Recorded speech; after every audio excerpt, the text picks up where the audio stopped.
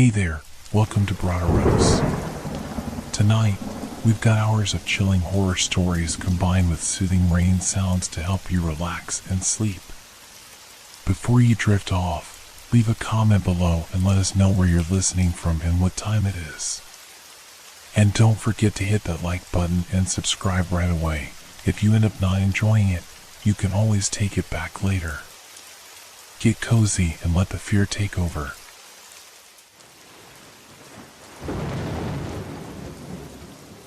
The Field of Fear in Nebraska. We'd driven for hours, the road stretching endlessly in front of us, our tires humming softly against the pavement as the sun began to dip below the horizon.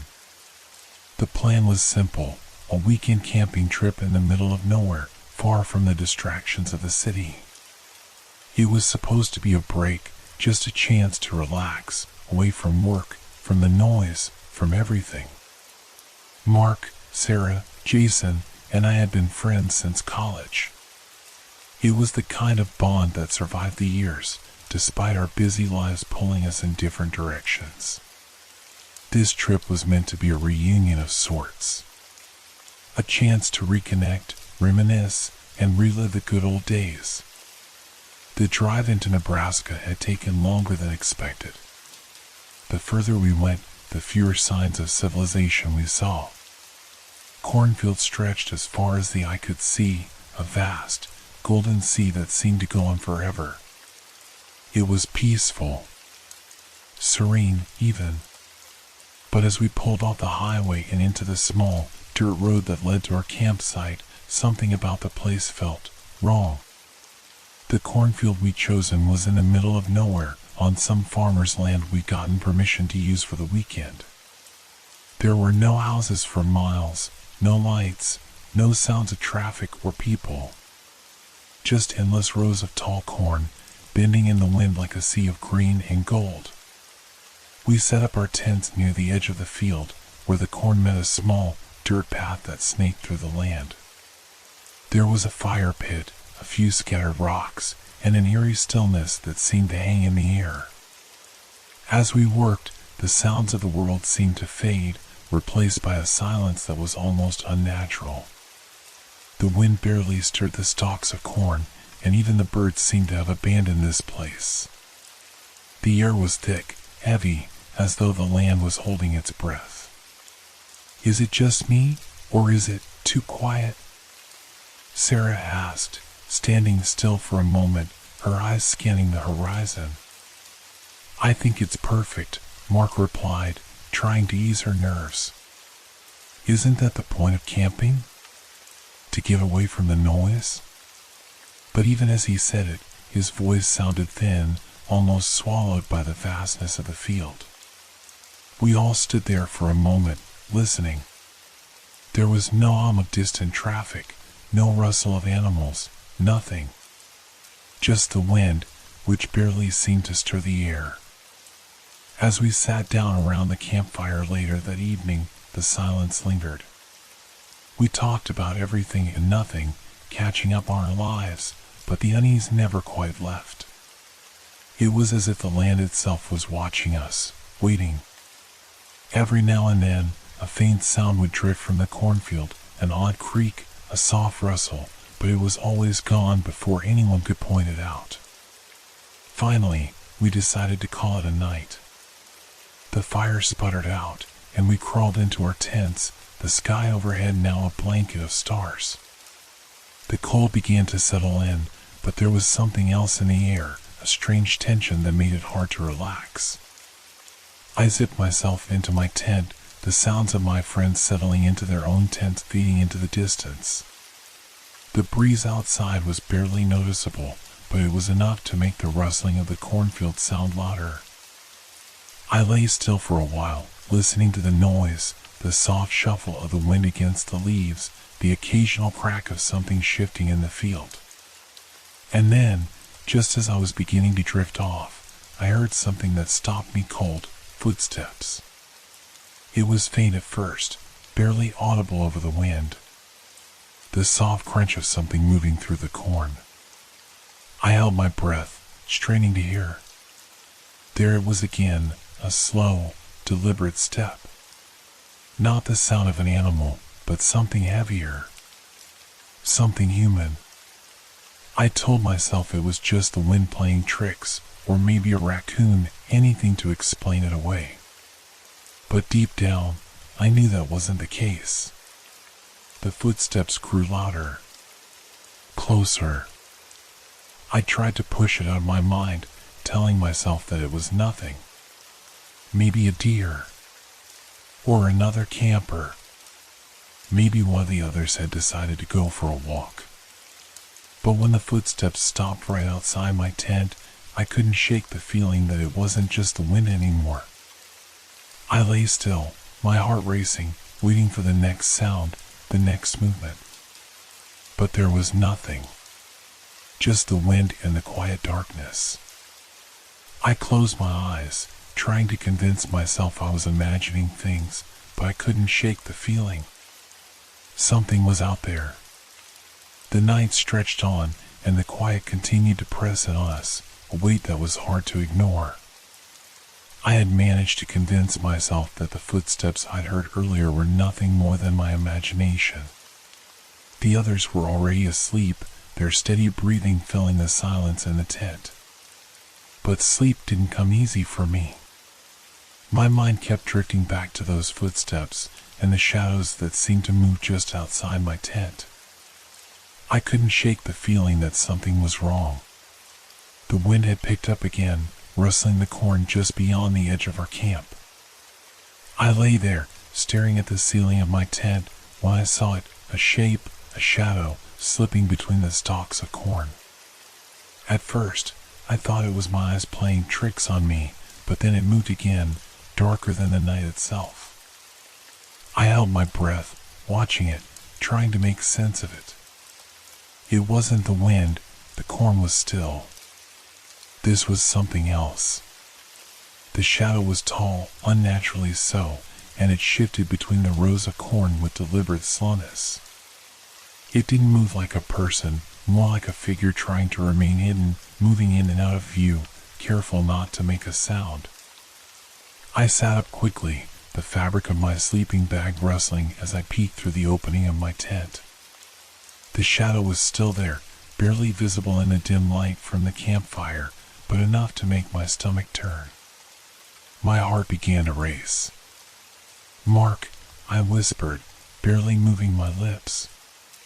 "Mark, wake up." No response. I couldn't bring myself to call out louder, not wanting to draw attention to myself, or to whatever that thing was. I turned to look at the others. Jason was still asleep in his tent, Sarah too. I was alone in my panic. The shadow moved again, this time closer to the fire. I could make out the shape of it more clearly now, a tall, human-like figure, but its edges were indistinct, like it was surrounded by a soft, shifting blur. It seemed to stretch unnaturally tall, taller than any of us, moving with a strange, fluid grace. I was sure it was something, but I didn't want to believe it. I told myself it was just the corn moving in the breeze, or maybe an animal, something larger than usual. But the more I watched, the more I felt that this was no ordinary animal, no trick of the light. There was something unnatural about the way it moved. Finally, I couldn't stand it anymore. I pulled myself up to my knees, trying to ignore the panic that was tightening around my chest. I needed to wake the others. I needed them to see it, to understand. But just as I was about to unzip my tent, the figure suddenly vanished. One moment, it was there, and the next, gone.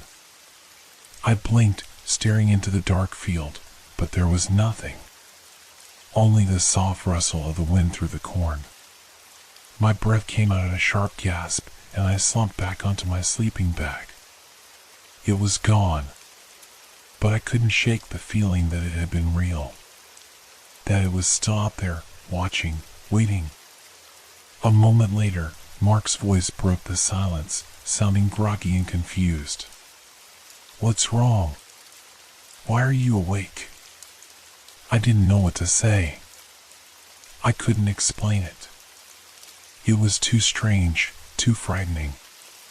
Nothing, I said, my voice barely above a whisper. Just heard something. Probably just the wind, he mumbled, rolling over to sleep. But I didn't sleep. I couldn't. Every time I closed my eyes, I saw that shadow moving between the rows of corn. And every time I looked out into the field, I expected it to be there again, waiting. The rest of the night passed in uneasy silence. The others were still asleep, unaware of the shadow I had seen. But I wasn't.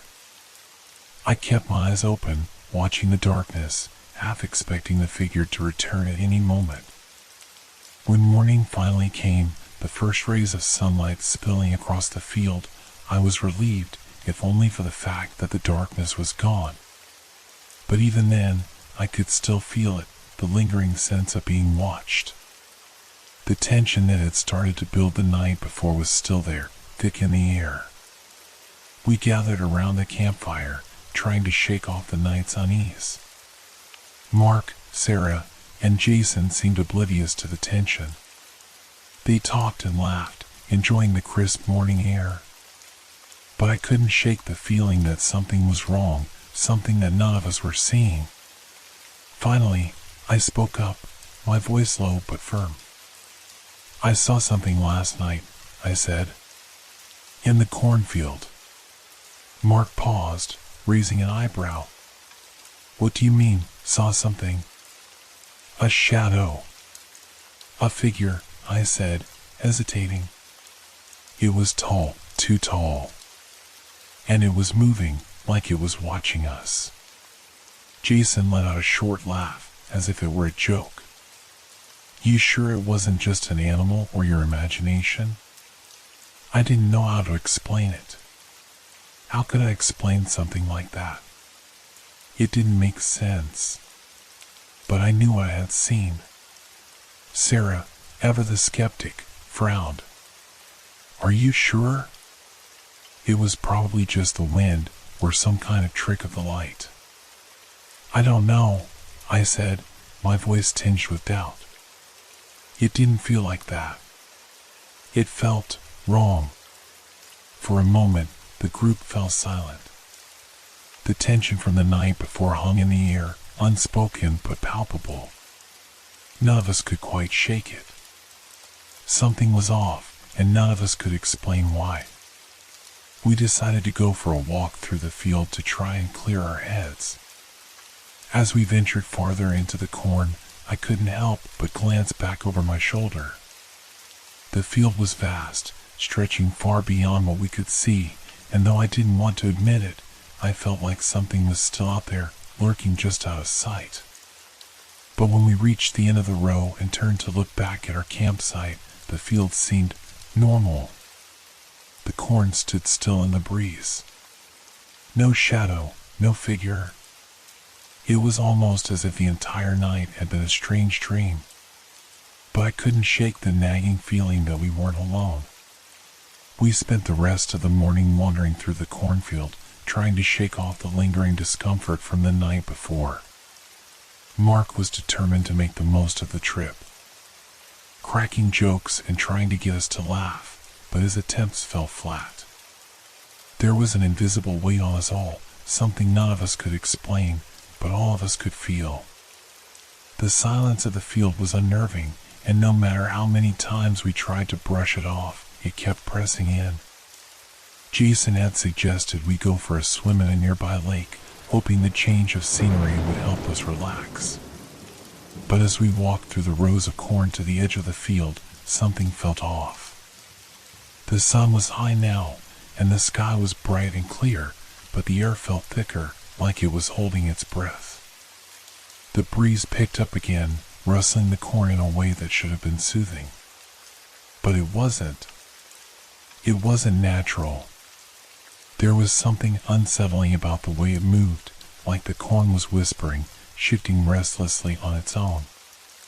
The wind didn't seem to blow through the field like it should, with a rhythmic, steady gust. No, It felt as if the corn itself was alive, its movement jerky and uncoordinated, like something was pushing it from within. Sarah, who had been walking ahead of us, stopped suddenly. She turned to look back at us, her face pale. "Do you feel that?" she asked, her voice shaky. "What do you mean?" Mark asked, though his voice lacked its usual confidence. He stepped closer to her, following her gaze toward the field. "I don't know," she murmured, glancing nervously around. "It's like the air just changed. It feels heavy." I could feel it too. It was as though the world had slowed down, the pressure in the air thickening, making it harder to breathe.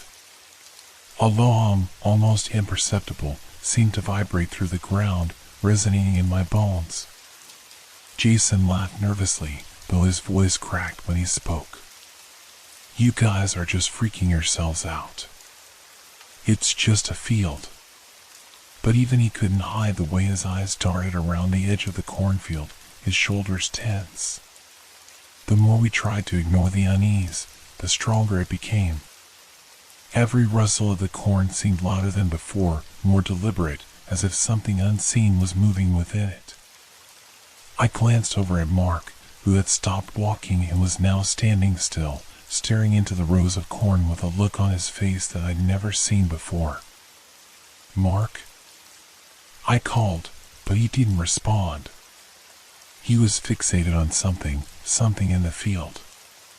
"Mark," I repeated, more urgently, but it was as if he hadn't heard me. He stepped forward, moving toward the edge of the corn.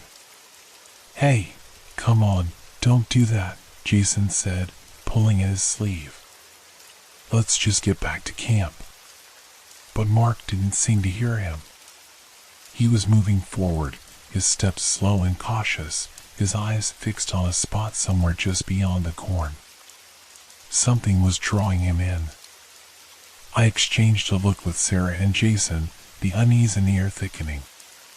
We followed Mark, though reluctantly, unsure of what we were even walking toward.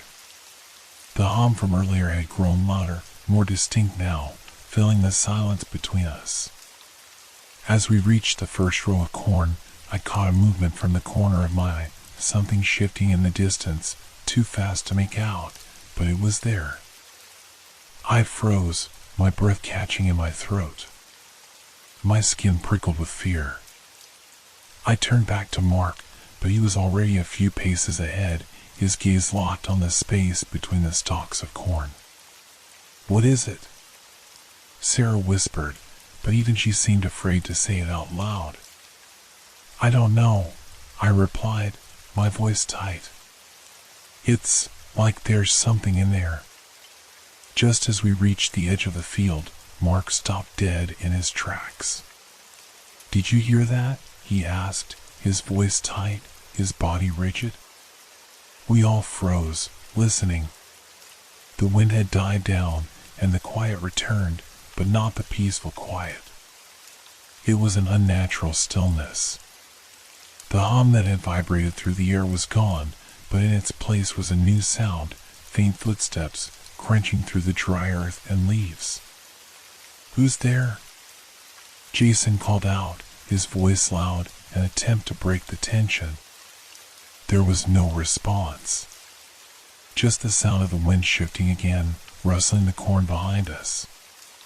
We all turned to look at the rows of stalks.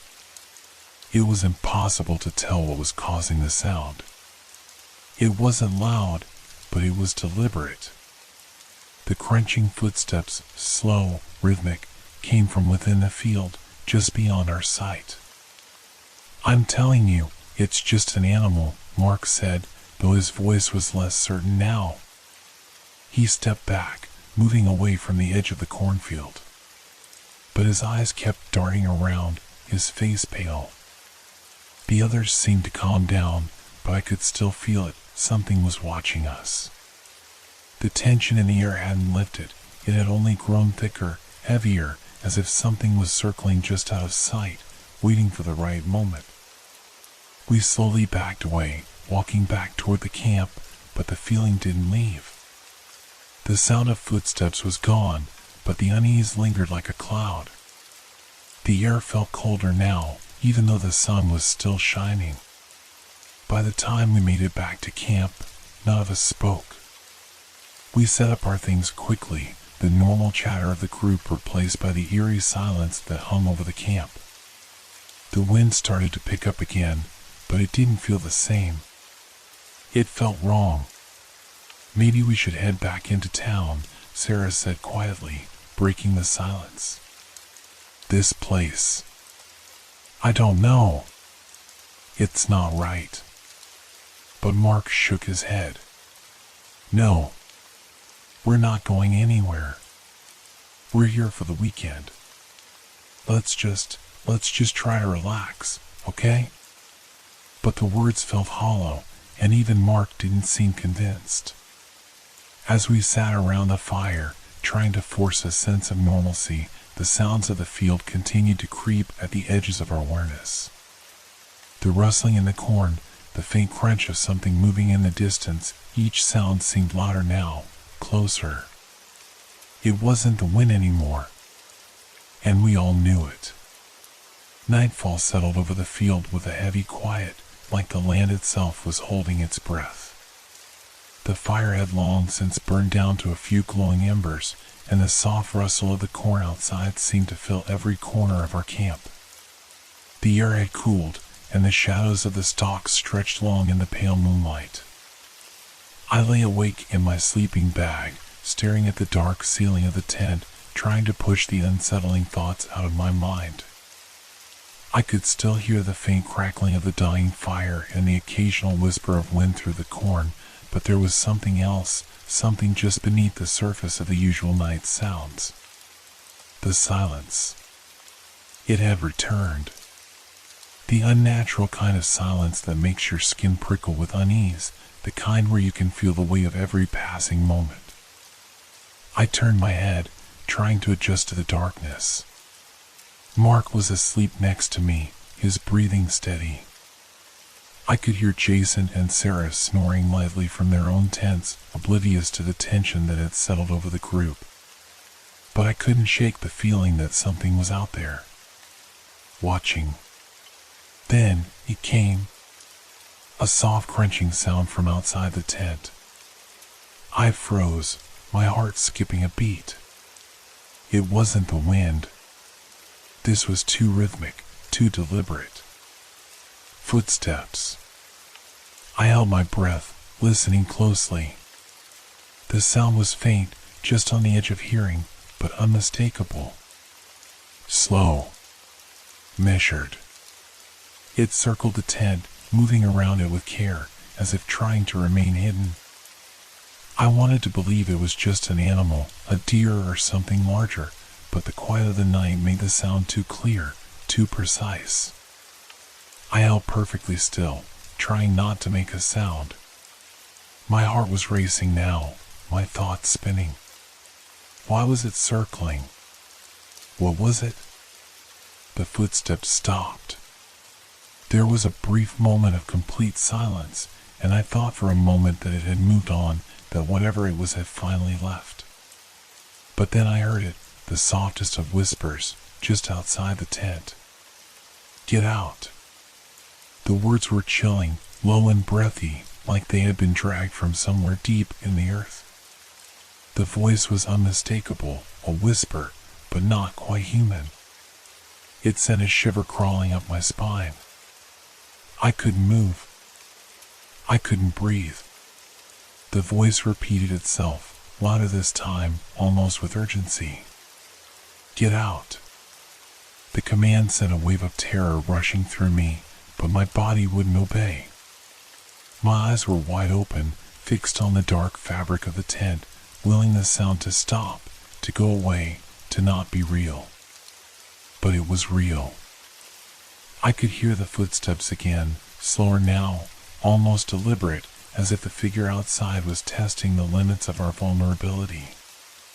Every step felt like it was pressing in closer, getting nearer to the entrance of the tent. I couldn't take it anymore. I pulled the sleeping bag over my head, trying to block out the sound, trying to make it stop. My mind was racing with possibilities. Was it a prank? Some local with a sick sense of humor? Or something worse? I didn't know how long I lay there, frozen, waiting for the footsteps to fade, for the whispering to stop. But they didn't. The soft crunch of the steps kept moving around the tent, back and forth, as if it was waiting for me to act. Then, after what felt like an eternity, the footsteps stopped completely. For a moment, the silence was deafening. My body trembled with the aftermath of fear, the kind of terror that comes from not knowing what's real or imagined. I waited, holding my breath, straining my ears for any sound. Nothing. I waited. And waited. Still nothing. Finally, after what seemed like forever, I slowly pulled the blanket from my face, my hands shaking as I did. I looked around the tent, but there was no sign of anything unusual. No figure outside the door, no movement in the field. I exhaled slowly, not even realizing I'd been holding my breath. It had to have been a dream, a nightmare brought on by the tension of the night. That was the only explanation, right? I was just imagining things, the way fear can twist reality in the dark. But even as I tried to convince myself of that, I knew something had happened. Something was out there. I glanced over at Mark. His breathing was slow and steady, deep in sleep, unaware of what I'd just heard. I wondered if I should wake him, tell him what happened, but I didn't. What would I say? How could I explain the inexplicable? I sat up slowly, trying to ignore the cold sweat on my skin. The footsteps, the voice, it felt too real, too vivid to have been just a bad dream. But I couldn't be sure. I glanced over at Jason and Sarah's tents. They seemed peaceful, untouched by whatever had just happened outside. But I couldn't shake the feeling that we weren't alone anymore. That whatever had whispered outside our tent, whatever had circled us in the night, was still out there, watching, waiting. I lay back down, pulling the sleeping bag tight around me, trying to ignore the creeping dread in my chest. But the whispers didn't stop, not completely. I could still hear them in my mind, echoing in the silence. Get out. And I couldn't help but wonder, was it talking to me? Or was it talking to all of us? I couldn't sleep. No matter how I tried, my mind wouldn't let me rest. The fear I'd felt earlier, the strange whispers, the footsteps outside the tent, they had all fused together into a thick, suffocating cloud of dread. Every time I closed my eyes, I could still hear the faint crunching of footsteps and that voice, low and eerie, whispering, "Get out."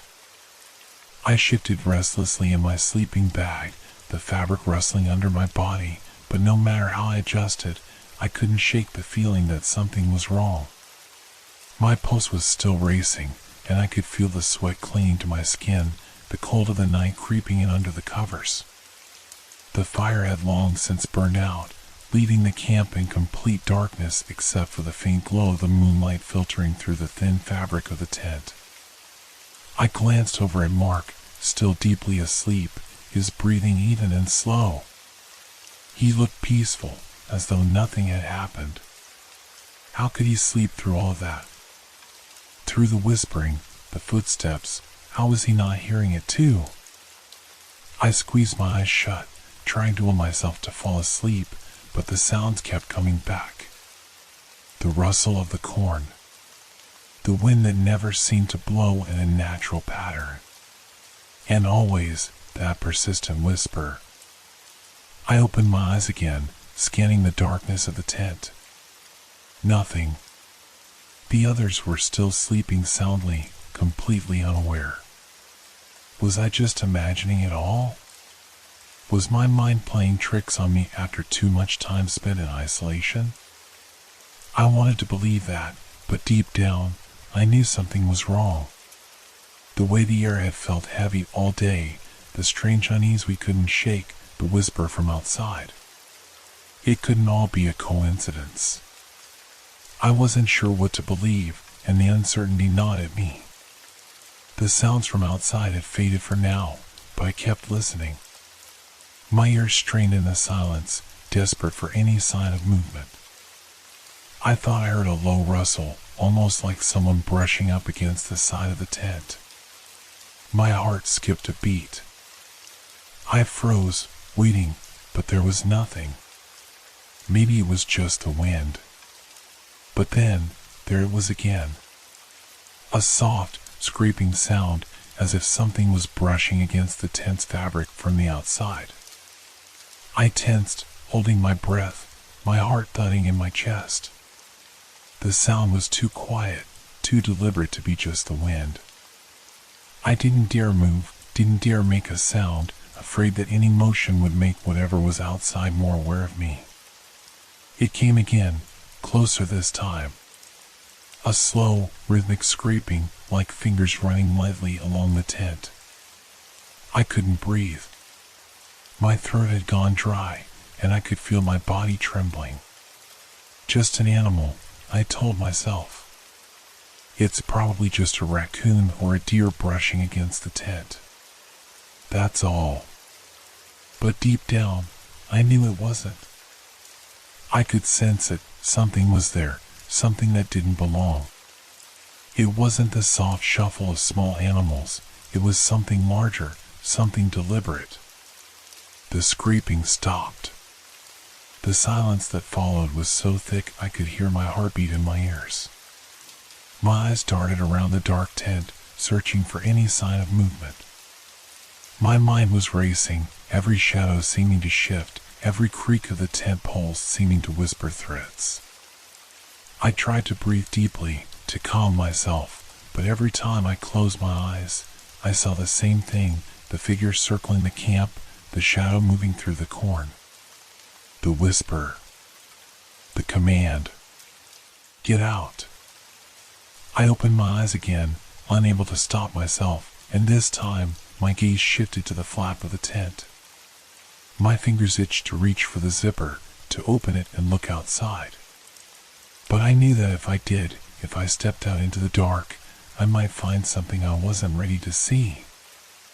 I could hear nothing now, not even the faint sounds of movement in the cornfield. But my mind kept playing tricks on me, flashes of movement, the faintest shift in the air, the rustling of leaves just outside the tent. I tried to convince myself it was all in my head, that I was just hearing things, that I was just on edge. But the fear still clung to me like a heavy cloak, dragging me deeper into paranoia. Suddenly, there was a sound, soft but unmistakable, a faint tap against the tent, like something had knocked lightly against the fabric. I sat bolt upright, my breath catching in my throat. My eyes flicked over to Mark. He hadn't moved. I pressed my ear against the tent, straining to hear. There it was again. Another tap, this time closer. I couldn't tell if it was coming from the side of the tent or from behind. I was too scared to move, too terrified to call out to the others. The words caught in my throat.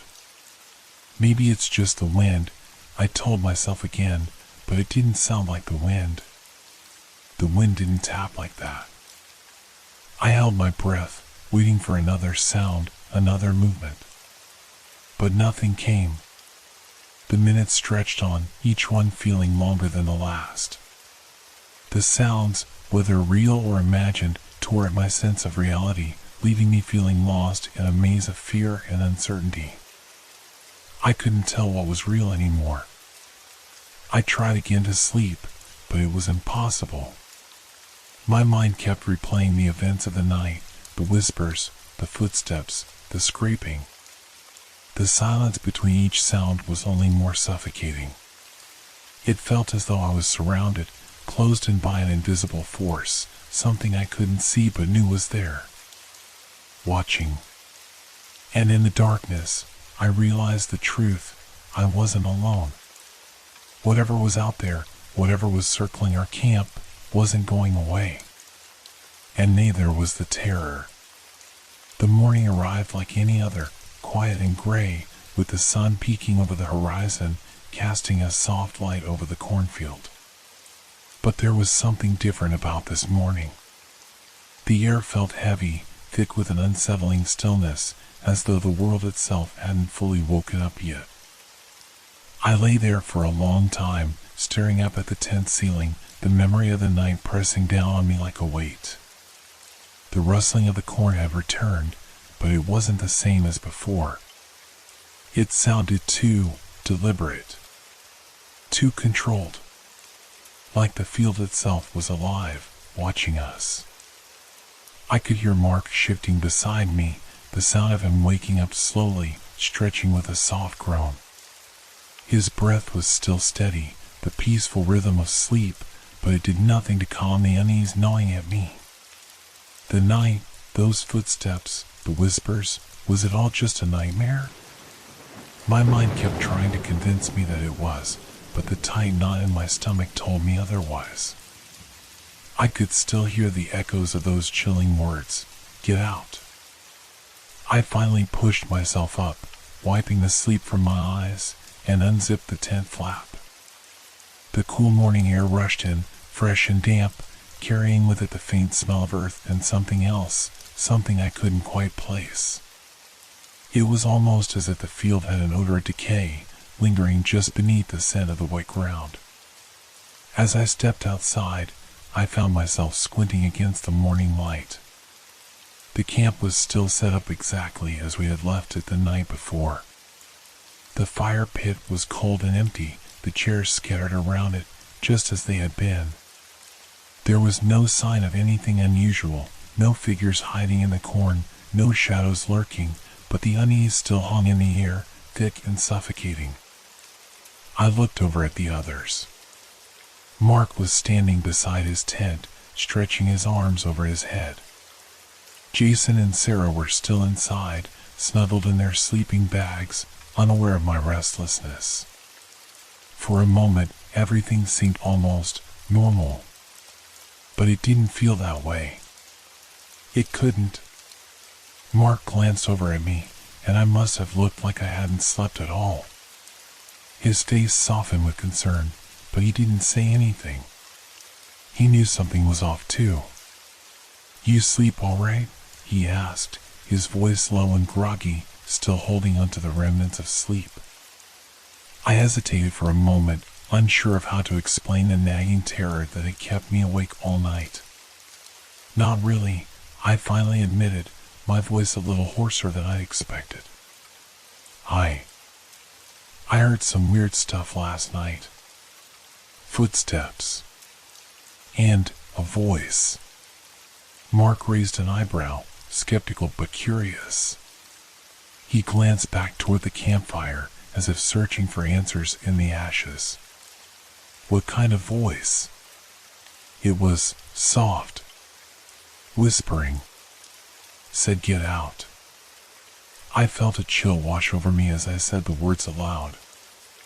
I could almost hear it again, the low, rasping sound that had sent shivers down my spine. He didn't look terrified, but I could see the faint flicker of unease in his eyes. He was trying to stay calm, trying to brush it off, but it wasn't working. "You think it was just the wind or something?" he asked. I shook my head, unwilling to accept that explanation. "I don't know. It didn't sound like the wind." Mark was quiet for a moment, clearly processing what I'd said. Then he sighed and scratched the back of his neck. "Maybe it was just some kind of animal, you know? A raccoon or something. They make weird noises." I wanted to believe him, really. But deep down, I knew what I heard wasn't just an animal. The footsteps, the whisper, they were too deliberate, too personal. It felt like something was trying to communicate with us, something that wasn't a natural part of this world. Before I could respond, Jason's voice called out from his tent, still muffled but loud enough to make us both turn. "What are you guys talking about?" Sarah had already popped her head out of her tent, looking groggy but awake. "Yeah, what's going on? You two look like you've seen a ghost." I glanced at Mark. He gave me a slight shrug, as if to say, "You tell them." But I could already see the skepticism written on their faces, the same way I had felt the night before. They wouldn't believe it, no one would. I hesitated, unsure of how to explain it without sounding crazy. "Weird stuff happened last night," I began slowly. I heard footsteps outside the tent, and a voice. It told me to get out. Jason frowned, stepping out of his tent with Sarah following close behind. "Seriously? You guys were probably just freaking yourselves out. We've been camping out here for weeks. There's nothing weird about it." Sarah laughed, a soft chuckle that didn't quite reach her eyes. "Yeah, we're all just spooked from the long drive and the isolation. It's normal." But the way she said it didn't sit right with me. She sounded too dismissive, as if she didn't want to acknowledge the tension in the air. Maybe she was just trying to brush it off, but it wasn't working for me. Something in the way she spoke felt like she was avoiding something, as if she knew more than she was letting on. I looked at Mark, then back at the others.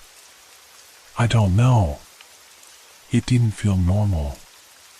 There was a long pause, the only sound the rustling of the corn in the breeze. No one spoke for a while, all of us caught in the uncomfortable silence, each of us holding our thoughts close, unsure how to address the strange occurrences. Finally, Jason broke the silence with a sigh, running a hand through his messy hair. "All right, look. Maybe it's just some weird local thing. We're in the middle of nowhere. But whatever it was, it's over now. We're fine." But I didn't feel fine. The unease still lingered, curling around my thoughts like a shadow, refusing to let go. There was something out there in that field. Something watching us. Something that didn't want us here.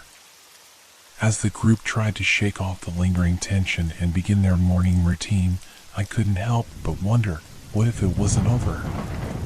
What if last night was just the beginning? And more importantly, what did it want?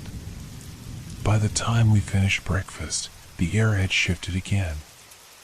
The early morning calm had begun to fracture, and an oppressive stillness hung over the camp.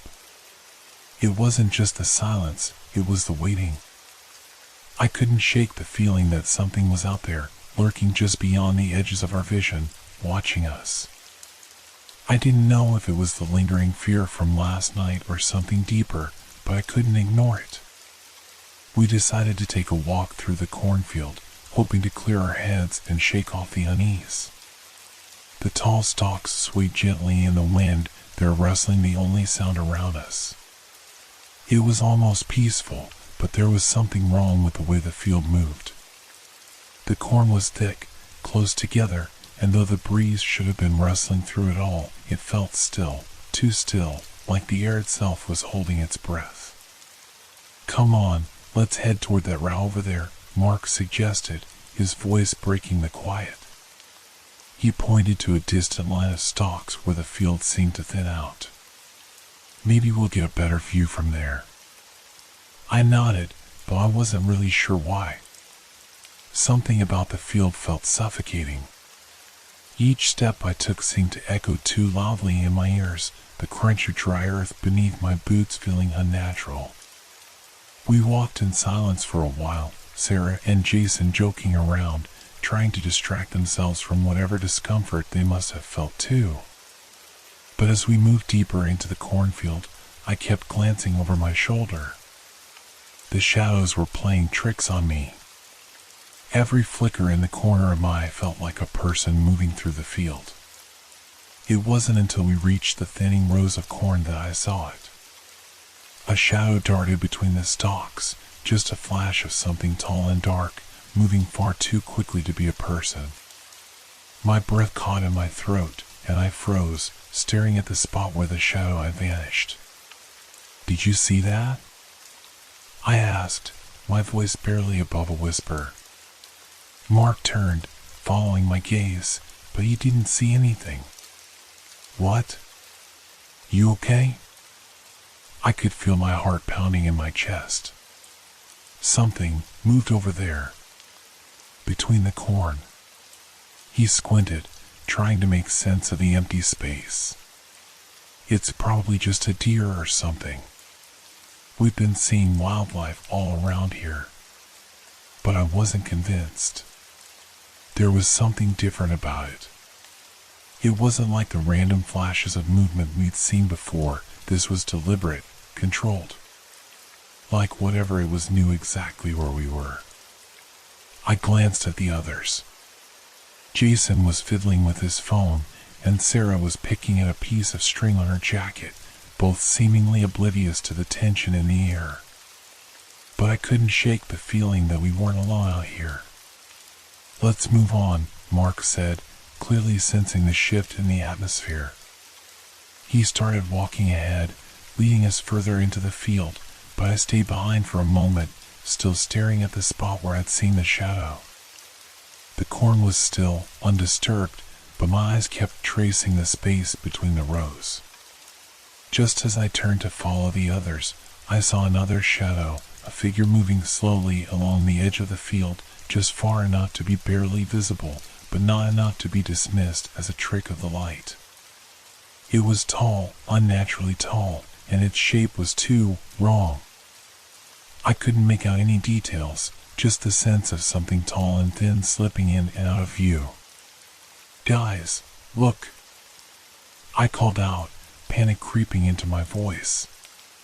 This time, they turned in unison, looking toward where I was pointing. But again, they saw nothing. No movement. No shadow. Just the rows of corn swaying gently in the breeze. "You're freaking yourself out," Jason said, shaking his head, though I could see the unease flickering in his eyes. He'd heard the tension in my voice, and for the first time, I saw him hesitate. "No," I insisted, trying to steady my breath. "It's there. It's still out there. Someone or something is watching us." Mark frowned, taking a few steps forward, looking out across the field. He scanned the area, his eyes narrowing as if searching for any sign of what I had seen. But then he just shook his head. "I don't know, man," he said, his voice lowering.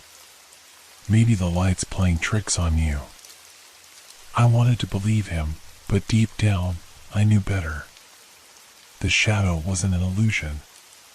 It wasn't just the light. It had been real. We stood there for a long moment, the silence stretching between us, each of us caught in our own thoughts. I could hear my heartbeat thundering in my ears, a pulse of adrenaline rushing through me. But there was something else, something I couldn't shake, the feeling that we were being followed. Watched. As though whatever had been hiding in the corn was still out there, just beyond the edge of our vision, waiting. Jason was the first to break the silence. "Okay, enough with the creepy stuff. Let's just keep moving. We're not getting anything out of standing here, right?" I looked at him, then at Sarah. Both of them seemed ready to move on, their eyes not meeting mine, as if they were trying to pretend that nothing had happened, that I hadn't seen anything. But I knew what I had felt. I knew what I had seen, and I wasn't about to ignore it. But as we walked, the feeling of being watched only grew stronger. It was like the field itself was alive, watching us, waiting for us to make the wrong move. The rustling of the corn, once an ordinary sound, now seemed like a warning. Every shadow between the stalks felt like it was waiting to pounce. By the time we reached the edge of the field, I could feel my skin crawling. The air was thick, and though it wasn't as hot as the night before, I was sweating through my shirt. It wasn't the heat, though. It was the pressure, the tension in the air, like something was about to happen. We stopped for a moment, all of us standing at the edge of the field, staring into the distance. The quiet was unnerving, the way the cornfield stretched on, endless and empty. But I couldn't shake the feeling that something was out there, something that had been watching us for longer than we realized. "Let's head back," I said finally, my voice trembling despite myself. Mark nodded, his expression unreadable. "Yeah. Let's get back to camp." But as we turned and walked back toward the camp, I couldn't help but glance over my shoulder, half expecting to see that shadow again, watching us from the distance. It wasn't there.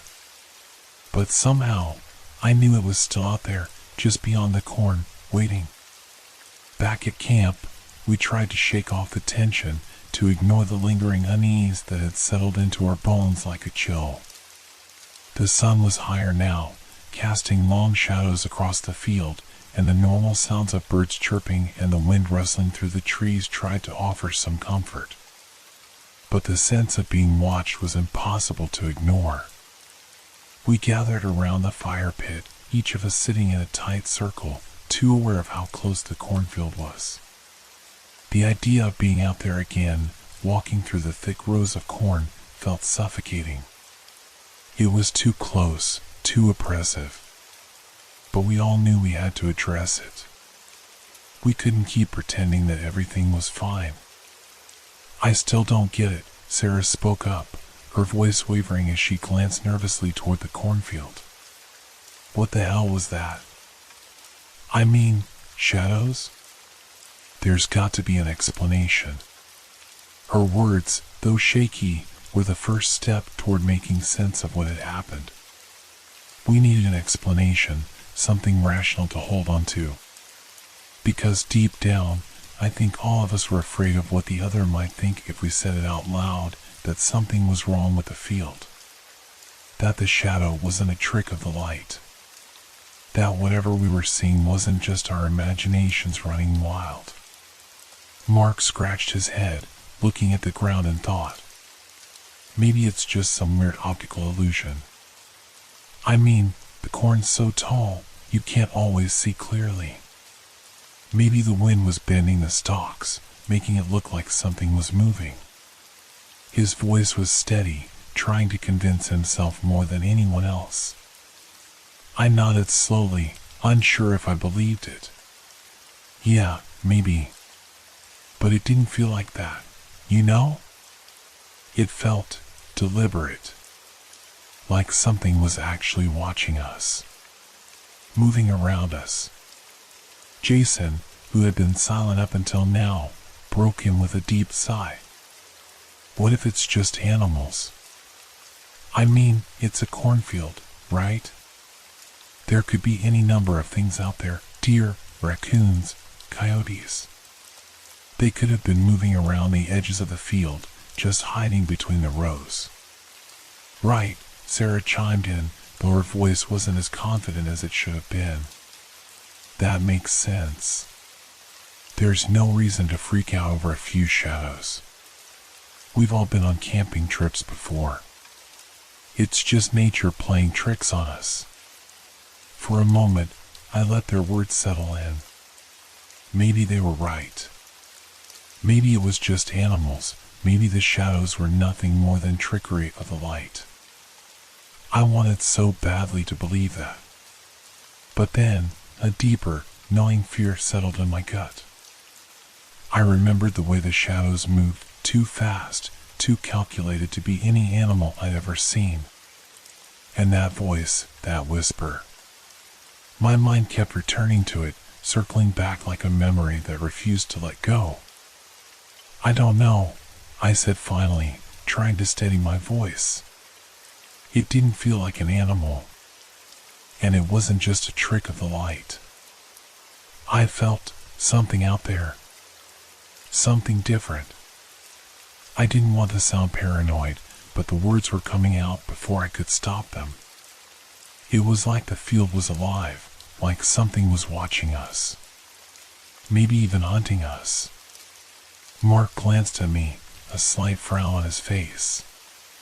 "You're just freaking yourself out. We've been in the middle of nowhere before, remember? Strange things happen. But it's just nature. Nothing supernatural." I wanted to argue, to insist that it wasn't just nature. But I could feel my pulse quickening, my hands tightening into fists.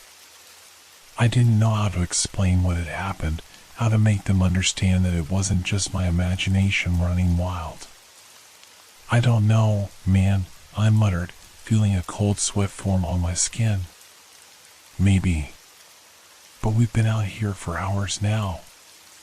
And every time I turn around, I feel like something's right behind me." Jason, sensing the rising tension, let out a short laugh. "So now we're all supposed to believe there's some ghost stalking us in the cornfield? That's a good one, but I'm not buying it." I didn't reply. I couldn't. They didn't see what I saw. They didn't feel what I felt. It was as if there was a wall between us now, a wall built by disbelief. And maybe they were right to dismiss it. After all, we were just a group of friends on a camping trip in a remote location surrounded by nature. It should have been simple. It should have been nothing. But I couldn't shake the feeling. The whispers. The shadows. The way the field had seemed to shift, bending and moving like something alive. Something that wanted us there. Something that didn't want us to leave. As the group sat there, trying to rationalize what had happened, the wind picked up again. The trees groaned, the branches swaying in the breeze, and the rustling of the corn intensified. It was subtle at first, just a whisper of sound, like leaves shifting in the wind. But then it grew louder, more distinct. A low, guttural sound, almost like a growl, reverberating through the field. I stood up abruptly, my heart pounding. "Did you hear that?" I asked, my voice trembling. Everyone fell silent, listening. The wind picked up again, but the growl didn't fade. It lingered, an unsettling sound that seemed to come from deep within the field, somewhere beyond our reach. Mark looked around, his expression suddenly serious. "What the hell is that?" Sarah stood as well, her eyes wide with fear. "It's like an animal." But I knew it wasn't an animal. It was something else. Something that didn't belong. Jason's voice broke through the tension. "It's just the wind. It's probably just some animal screwing with us." But I didn't believe that anymore. That growl, that sound, it wasn't just nature. The wind howled again, and for a brief moment, I thought I saw something moving between the rows of corn, just a flash of darkness, like a figure slipping past the stalks. My heart skipped a beat.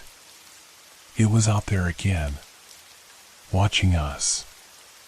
For the first time, the group was quiet. No one spoke. No one moved. We just stood there, listening to the growl fade back into the wind. We tried to laugh it off. Tried to convince ourselves that we were imagining things. That it was just the wind, or an animal, or our overactive minds. But deep down, we all knew it wasn't over. It was only just beginning.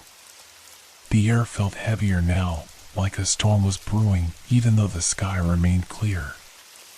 The rustling of the corn had intensified, and I couldn't shake the feeling that the field was alive, that something in there was watching us, waiting. But the group, still trying to rationalize what was happening, couldn't seem to move beyond the idea that it was just our imaginations running wild. I didn't want to sound crazy. I didn't want to be the one who kept pushing the idea of something unnatural.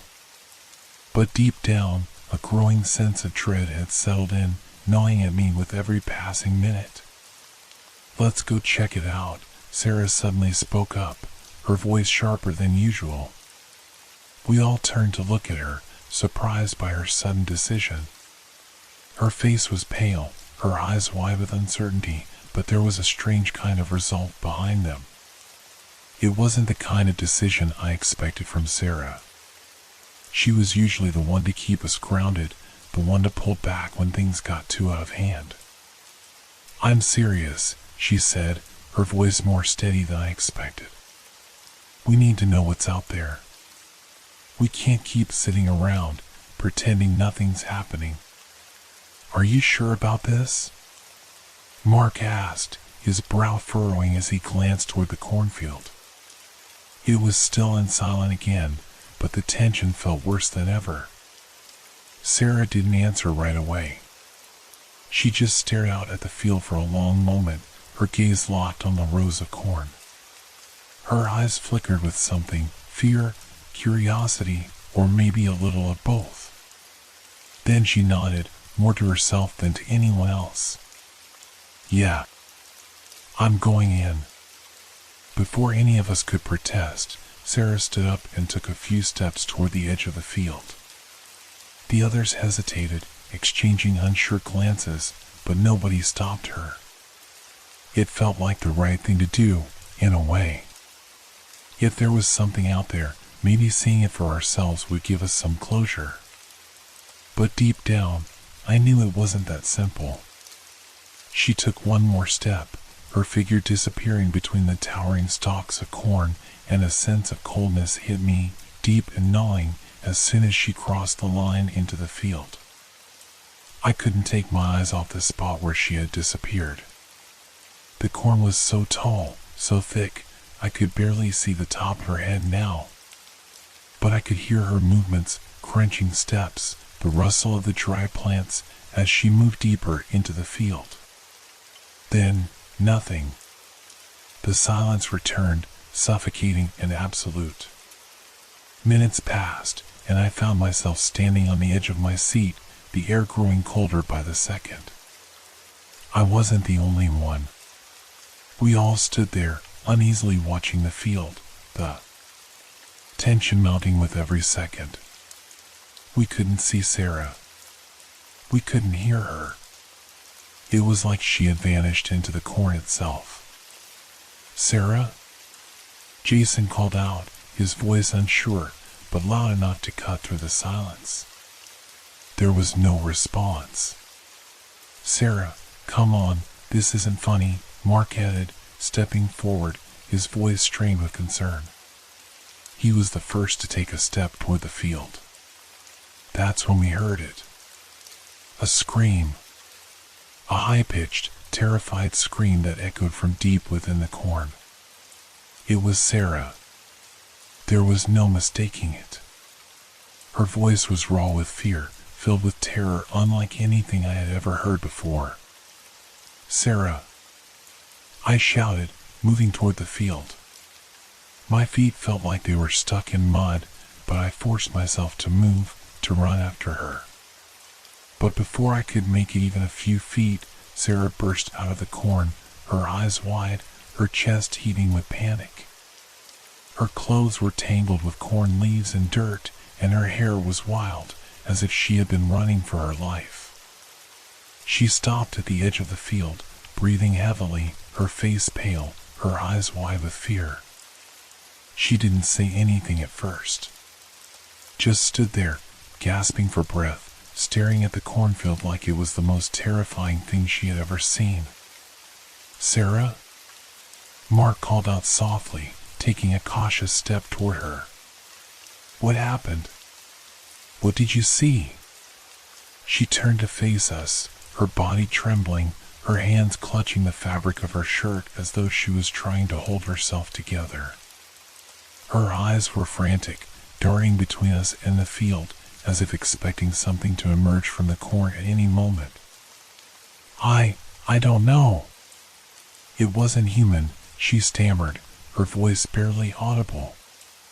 There was something in there, something moving, but it wasn't a person. It was wrong. I could feel my heart skip a beat. What do you mean it wasn't human? I asked, my voice hoarse, dreading what she might say next. Her gaze flickered back to the corn, then back to us. It was tall. Too tall. And it didn't move like a person. It was sliding through the corn, like it was part of the field itself. And then it turned, and it looked at me. But it didn't have a face, just darkness. Just darkness. We all stood there, frozen, trying to process what she was saying. But deep down, I knew she wasn't lying. I could hear the raw terror in her voice, see the fear in her eyes. Whatever she had seen, it was something far beyond anything we had ever imagined. Are you sure it was in the field? Jason asked, his voice shaky now, his earlier skepticism gone. I don't know, Sarah whispered. It was moving between the rows of corn, but it wasn't an animal. It wasn't anything I've ever seen. It was wrong. It wasn't human. We all stood there in stunned silence, the weight of her words sinking in like a stone. Maybe we should leave, Mark suggested finally, breaking the silence. His voice was tight, hesitant, but there was a sense of finality in it. I don't know what's out there, but I'm not sticking around to find out. I nodded in agreement. But even as we turned to leave, I couldn't shake the feeling that something was still watching us, waiting just beyond the corn, its dark eyes locked onto us. And deep down, I knew that whatever it wasn't finished with us yet. The sun began to dip below the horizon, casting a golden hue over the field, but its beauty felt hollow. The creeping dread from the day before hadn't lifted. In fact, as the daylight faded, the feeling seemed to grow stronger, more palpable, like a thick fog of fear settling over us. The rustling of the corn had returned too, more persistent this time, as if the field itself was aware of the darkness closing in. We stood in the center of our camp, staring at each other in silence, trying to ignore the unease that was spreading through the group like an illness. Sarah, still visibly shaken, was the first to break the silence. I don't think we should stay another night, she said quietly, her voice trembling as she glanced nervously toward the cornfield. I can't shake the feeling that something is still out there. Something we didn't see. Her words hung in the air, thick with the weight of unspoken fear. We all exchanged glances, the tension between us rising with every passing second. None of us had the courage to speak the truth aloud, that something was wrong out there, something that wasn't natural, wasn't human. But none of us wanted to be the first to leave either, as if admitting that fear meant admitting defeat. Maybe it's just us, you know? We're all freaking out after what happened with Sarah, Mark said, though his voice lacked the confidence it usually carried. He glanced toward the field, his eyes lingering there longer than they should have. It's just a weird coincidence. Maybe we just need to get some sleep, shake it off. I could see the doubt in his eyes, though. We had all seen something, felt something. But none of us were ready to admit that the field was anything more than what it seemed. It was just a patch of corn.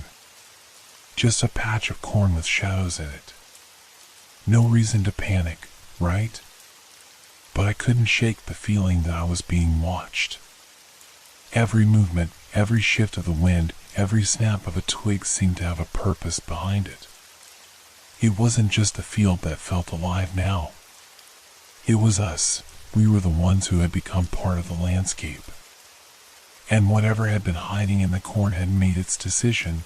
We weren't going anywhere.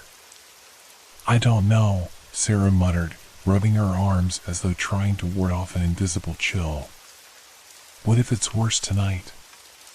What if we're not as lucky this time? Her words hit us harder than any of us cared to admit.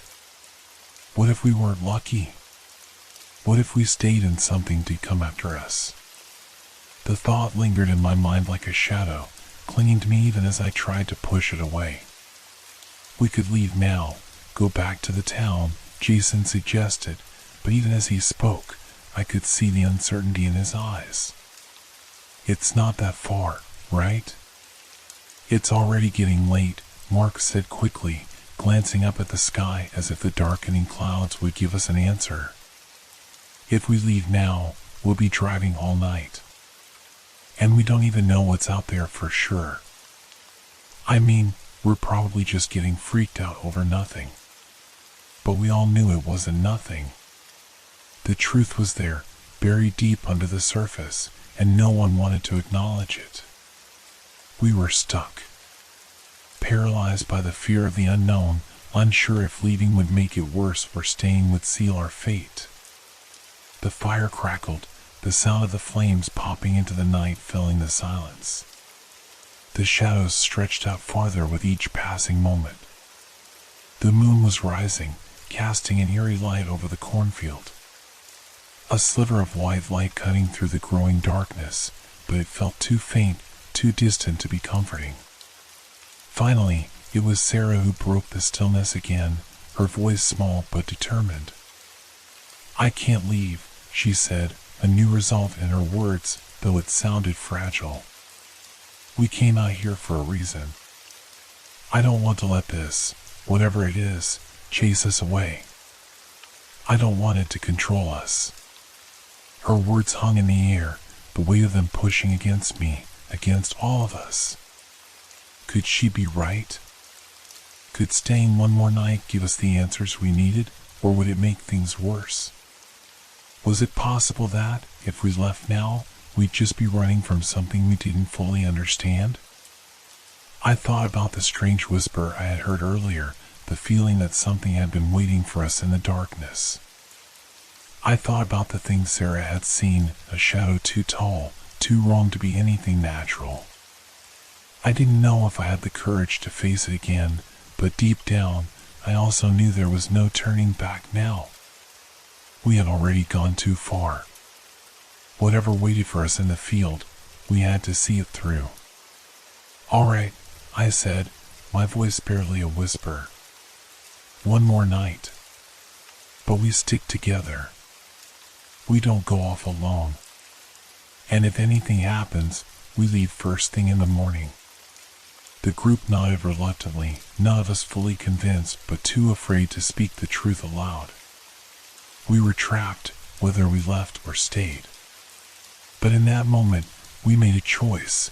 We would face whatever haunted the field one last time. As the fire flickered in the growing night, the air thickened with something else, something heavier, something more ominous. The wind picked up again, but this time it didn't feel like just wind. It felt like a warning that we had overstayed our welcome. The shadows in the cornfield seemed to stretch longer, darker. And as night closed in, I realized that we were no longer just observers of the field's strange happenings. We were now part of its story. And I wasn't sure we would leave it the same way we came. The night passed in a haze of restless sleep and uneasy dreams, the kind that drift away as soon as you wake, leaving behind a lingering sense of dread. I didn't want to admit it, but I knew something had changed. We had stayed another night, and as the first rays of light crept over the horizon, I couldn't shake the feeling that we were no longer safe. Not here. Not anywhere. When I opened my eyes that morning, I could feel the weight of the night still pressing down on me. The air was colder than it should have been for this time of year. The cornfields, which had been ominously still when we went to bed, now stood silent and unnervingly motionless. There wasn't even a breeze to rustle the stalks. It was as though the world was holding its breath. "All right," Mark said, his voice sounding more confident than he looked. He was the first to move, standing up and stretching, his face set in determination. "Let's pack up and get out of here. We'll leave before it gets any later." No one disagreed. There was a silent agreement between us that the sooner we left, the better. We were done with this place, done with the field, done with whatever had been lurking in it. All we wanted was to leave, but as we packed our things, a creeping unease lingered, like the feeling of being watched. By the time we had everything packed into the car, the sun was fully up, casting harsh, bright light over the cornfield. I felt a little better, seeing the world in daylight again, but even the brightness couldn't shake the discomfort gnawing at me. I kept glancing over my shoulder, half expecting to see something move between the rows of corn. Mark was already in the driver's seat, fumbling with the keys, trying to start the engine. His brow furrowed in confusion when the car didn't respond. Come on," he muttered under his breath, turning the key again. Nothing. The engine coughed and sputtered but didn't start. His frustration grew with each failed attempt. What the hell? It was fine last night. It should work.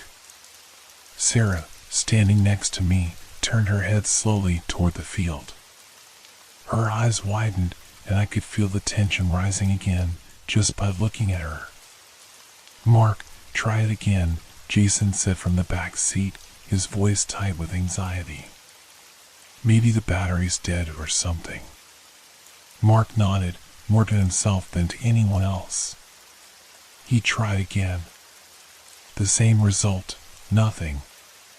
Silence. "Well, that's just great," Mark finally said, slamming the steering wheel in frustration. "We're stuck." "Stuck?" Sarah echoed. Her voice was trembling now. "What do you mean stuck?" "The car won't start," Mark replied flatly. "There's no way to leave until we figure out what's wrong. So, unless we want to walk to the nearest town, which I'd say is at least 2 hours away, looks like we're staying put for now." I felt the blood drain from my face. The sense of panic was already bubbling up inside me. The field stretched out before us, the tall stalks of corn towering like a wall, cutting us off from everything else. The only way out was the same path that had brought us here, and the more I thought about it, the more I realized how alone we were. "We've got to do something," Jason said, his voice shaky.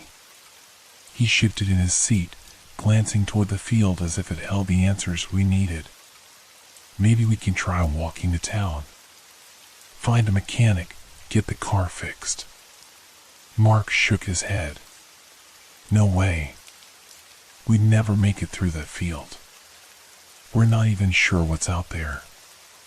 It's better to stay here, at least until we can figure out what's wrong." The words felt like a death sentence as they hung in the air between us. The field was vast, endless in every direction, and the idea of wandering through it, not knowing what might be hiding in the shadows, was far more terrifying than any mechanic in town could ever be. But staying here? It didn't feel much safer. "We need to stay calm," I said, my voice coming out more forcefully than I intended. "We'll figure this out. We're not going to panic. Not yet." But even as I said it, I knew it wasn't true. Panic was already creeping up on us, just beneath the surface, waiting for the right moment to burst through. And that moment was coming fast. "Let's just take a minute, breathe, and figure out what we can do," I suggested. But the words felt hollow, even to me. There was no real solution, no way out, and deep down I knew that the longer we stayed, the closer we got to whatever was hunting us. Mark, still at the wheel, was staring out the windshield, his face pale. His eyes were fixed on the cornfield, and I followed his gaze, almost unwillingly. There was something out there. I could feel it again. That oppressive presence. But this time, I wasn't sure it was just in my head. The silence around us deepened. Not even the wind was moving anymore. "We need to stay together," Sarah finally spoke again, her voice barely above a whisper. Her eyes were wide, darting around the car, then toward the field, and I could see the fear creeping up in her, too. "You're right," I said quietly, my heart pounding. "We stick together. No one goes off on their own." For a moment, no one said anything. We all just sat there, trapped in the car, staring out at the field. There was nowhere to run, nowhere to hide. The whole world felt too big, and we were too small. And somewhere out there, in that endless sea of corn, something was watching us, waiting. I could hear the rustling of the stalks again, just a faint sound at first, but it seemed to be getting closer. I looked toward the field once more, my skin prickling. The shadows between the rows seemed deeper now, darker. And I just knew, that whatever was out there wasn't going to let us leave that easily. We were no longer in control. The hunt had begun. The night had come too quickly, and it was almost as if the darkness had swallowed us whole.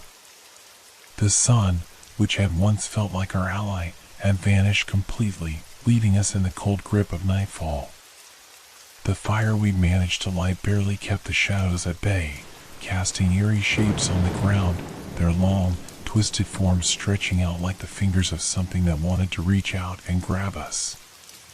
We huddled around the fire, trying to shake off the heavy silence that had descended over us. No one spoke much. Words felt like a curse. What was there left to say? We were trapped. The car was useless, the road to town too far to reach on foot. Our best option seemed to be to stay put until morning, though the idea of another night in this place felt more suffocating with every passing minute. As I lay in my sleeping bag inside the tent, I tried to block out the noise of the cornfield, but it was impossible. The rustling of the stalks, once a background noise, now felt intentional, like something moving between the rows, brushing up against the leaves with purpose. I couldn't explain it, but it felt wrong. The sounds weren't natural anymore. It wasn't the wind. It wasn't just a squirrel or a rabbit. There was something else out there. The first noise came just after I closed my eyes, footsteps. Slow and heavy, the thud of boots sinking into soft earth. It was the kind of sound you couldn't mistake. It was real. I held my breath, straining to hear, but the footsteps stopped just before they reached the tent. I couldn't move. My body was frozen. I waited for something more, anything more, but the silence dragged on like a weight pressing down on my chest. Then came the whisper. It wasn't loud, but it cut through the silence with sharp clarity.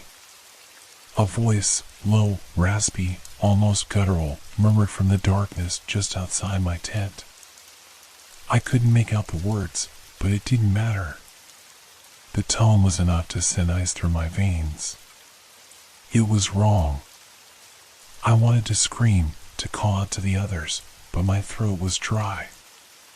My mouth felt full of cotton, as though my fear had swallowed all my voice.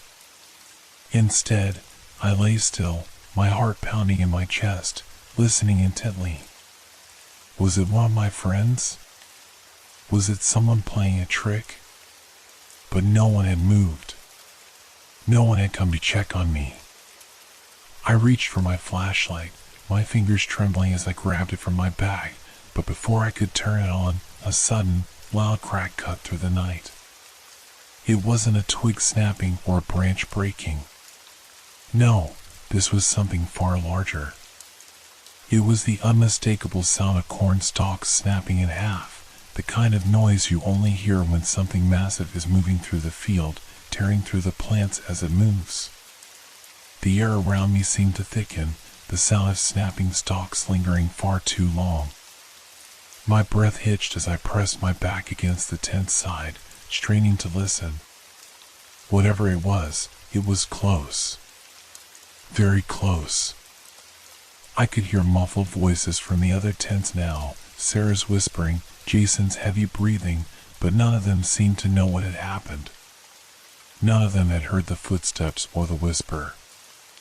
Was it only me? Was I losing my mind? Then came the sound again, sharper this time, more deliberate. Footsteps, moving closer, crunching over dry earth, their rhythm steady and unhurried. Whoever, or whatever, was out there, it wasn't trying to sneak around. It was confident. It was hunting. I heard Sarah shift in her tent, then Jason. What was that? Sarah asked, her voice barely above a whisper, but it carried an edge of panic.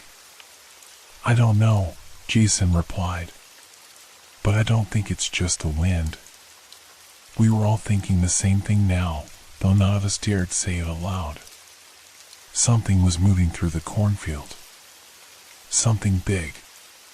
And it wasn't interested in scaring us off. It was hunting us. Then, without warning, the whispers returned. Only this time, they were clearer. I heard the voice again, but now the words were unmistakable. Get out. The voice seemed to echo from all directions at once. It was everywhere, filling the space around me, rising like a wave ready to crash. I could feel it vibrating through the fabric of the tent, through my skin, through my bones. The words weren't meant to comfort. They weren't meant to guide us. They were a command, a threat. My heart raced as I quickly glanced toward the others. Sarah was wide-eyed, her hand pressed to her mouth, and Jason's face was pale, his eyes darting toward the door of his tent, waiting for whatever was out there to come closer. I knew he was thinking the same thing I was. If we stayed quiet, maybe we could avoid whatever was waiting for us in the dark. But I didn't believe it. I didn't think silence would save us this time. The sounds outside our tents grew more violent. The crunch of corn stalks snapping louder now, like a herd of something large moving through the rows, stepping on plants with purpose. Then came the unmistakable sound of something hitting the ground, heavy, deliberate thuds, as though something big and powerful was pushing through the field with intent. And then came the silence. A deep, oppressive quiet that swallowed every sound we made. Even our breathing seemed too loud in the stillness. I could feel the weight of it, like a pressure building in the air around us. I wanted to shout, to scream, to tell my friends to run, but something held me in place. I couldn't move. The fear was too thick, too heavy to fight. Whatever was outside, it wasn't just a shadow in the corn. It was real. We were being hunted. The silence after the crashing of the corn stalks was suffocating. It was too much to bear. I could feel my heart pounding in my chest, each beat louder than the last. The air around us was thick, as though it had turned to syrup, and no matter how hard I tried, I couldn't breathe normally. Something was wrong. So wrong. I wasn't the only one who could feel it. Sarah, her eyes wide with fear, was already unzipping her tent, her hands trembling as she moved. "We have to get out of here," she whispered, her voice shaky but urgent. But how could we get out? The car wouldn't start. The field stretched out around us like a prison, and all we had were these flimsy tents between us and whatever was lurking in the dark. "I'm not going out there," Jason said from the other side of his tent, his voice raw with panic. "We'll die out there. We need to stay in here, stay quiet." I felt it too, the instinct to remain hidden, to lie low, to pretend we weren't here. But deep down, I knew it was futile. Whatever was out there, it wasn't fooled by silence. It wasn't fooled by fear. the first shadow appeared again. I caught a glimpse of it, just a dark shape among the rows of corn. But this time, it didn't fade when I looked away. This time, it stayed there, motionless, watching us. And then another appeared, just behind the first, and another after that. Shadows moving in the distance, like sentinels circling the perimeter of our small, fragile camp. "We're not alone," I whispered, more to myself than to anyone else, but Sarah heard me. Her face trained of color, and she looked over at me with wide, frantic eyes. "I saw it too," she said in a voice that trembled with raw fear. "It's not just shadows. They're moving." I didn't need to say more. We all knew. We had seen them. Those tall, dark figures, like men, but not. Their shapes didn't move right, didn't bend like human bodies should. They were too tall, too thin. And their eyes, the way they stared at us. It wasn't curiosity. It wasn't even malice. It was hunger. The whispers came again, softer now, but more insistent. "Get out." Jason's breath came in quick, shallow gasps as he unzipped his tent and scrambled to his feet. "No, no, no, no," he muttered, shaking his head as though he could will the nightmare away. "I'm not going out there. I'm not staying here either. We need to move. We need to run." "Where?" Sarah cried. Her voice cracked, desperate. "Where are we supposed to go? We can't leave. We can't run through the field. It's everywhere." The figures were getting closer now. I could see them more clearly, stepping out from between the rows of corn, their long limbs moving unnaturally, like they didn't have the same constraints that we did. There was no sound as they moved, no rustling, no scraping of feet against the earth. They were silent as death. A sharp crack pierced the air, louder than the rest, as something massive stepped down on a cornstalk. I turned my head toward the sound and caught a glimpse of a tall figure bending forward, its form towering above the field. It was coming closer, moving with unnatural speed. And then, from the opposite side, another figure emerged, its silhouette dark and impossibly large. They were surrounding us. I didn't realize I had screamed until I heard Sarah's voice shouting in response. "We need to move now." But even as the words left her mouth, the fear gripped us all. No one moved. No one could move. We were paralyzed. I could see the shapes closing in on us from every direction, their shadows stretching, dark and long, blocking the light from the campfire. Mark was the first to react. He tore open the zipper of his tent and dashed out, his face twisted in terror. "We can't stay here. Run." He didn't wait for us to follow. He just bolted, sprinting into the cornfield with wild abandon. But I couldn't move. I couldn't leave. My feet felt rooted to the ground, my body too stiff with fear to follow. I glanced at Sarah and Jason, their faces pale with the same dread I felt. They were all frozen, trapped in the same nightmare. Then, with horrifying clarity, I realized we weren't just surrounded. We were being herded. The shadows had already anticipated our escape, already moved into position. "You don't have to run, little one." The voice echoed from all directions at once, low and growling. It was no longer a whisper. It was a command, a promise. "We'll come for you." I looked around, trying to locate the source of the voice, but it was everywhere. In the air. In the earth. In my very soul. "We're trapped," I whispered, the words leaving my mouth like a curse. "Run." Jason suddenly screamed. He darted forward, pushing past me, his eyes wild with fear. But before he could get far, there was a sickening crack, followed by the unmistakable sound of something large and powerful coming straight for him.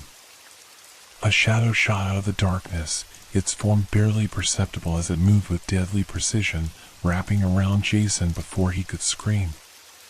He was lifted into the air with unnatural strength, his body going limp. "No!" Sarah cried, her voice breaking, but she couldn't move fast enough to help him. None of us could. I watched in horror as the shadow, the figure, pulled Jason into the corn, disappearing without a sound. The space it had occupied was empty now, just a dark patch among the rows of corn. I barely registered Sarah's scream as she grabbed my arm, dragging me away from the camp. But it was no use. The field was alive now, moving, shifting. The corn stalks seemed to close in around us, growing taller by the second, blocking out everything but the endless night. There was no escape. The hunt had begun, and we were the prey. The cold bite of the night air scraped against my skin, and the tension in the air was thick, unbearably so. Mark's sudden sprint into the cornfield had left us paralyzed, unsure of what to do next. My legs felt like they were stuck in wet cement, and no matter how hard I tried to move, I couldn't tear my eyes away from the looming shadows that circled us.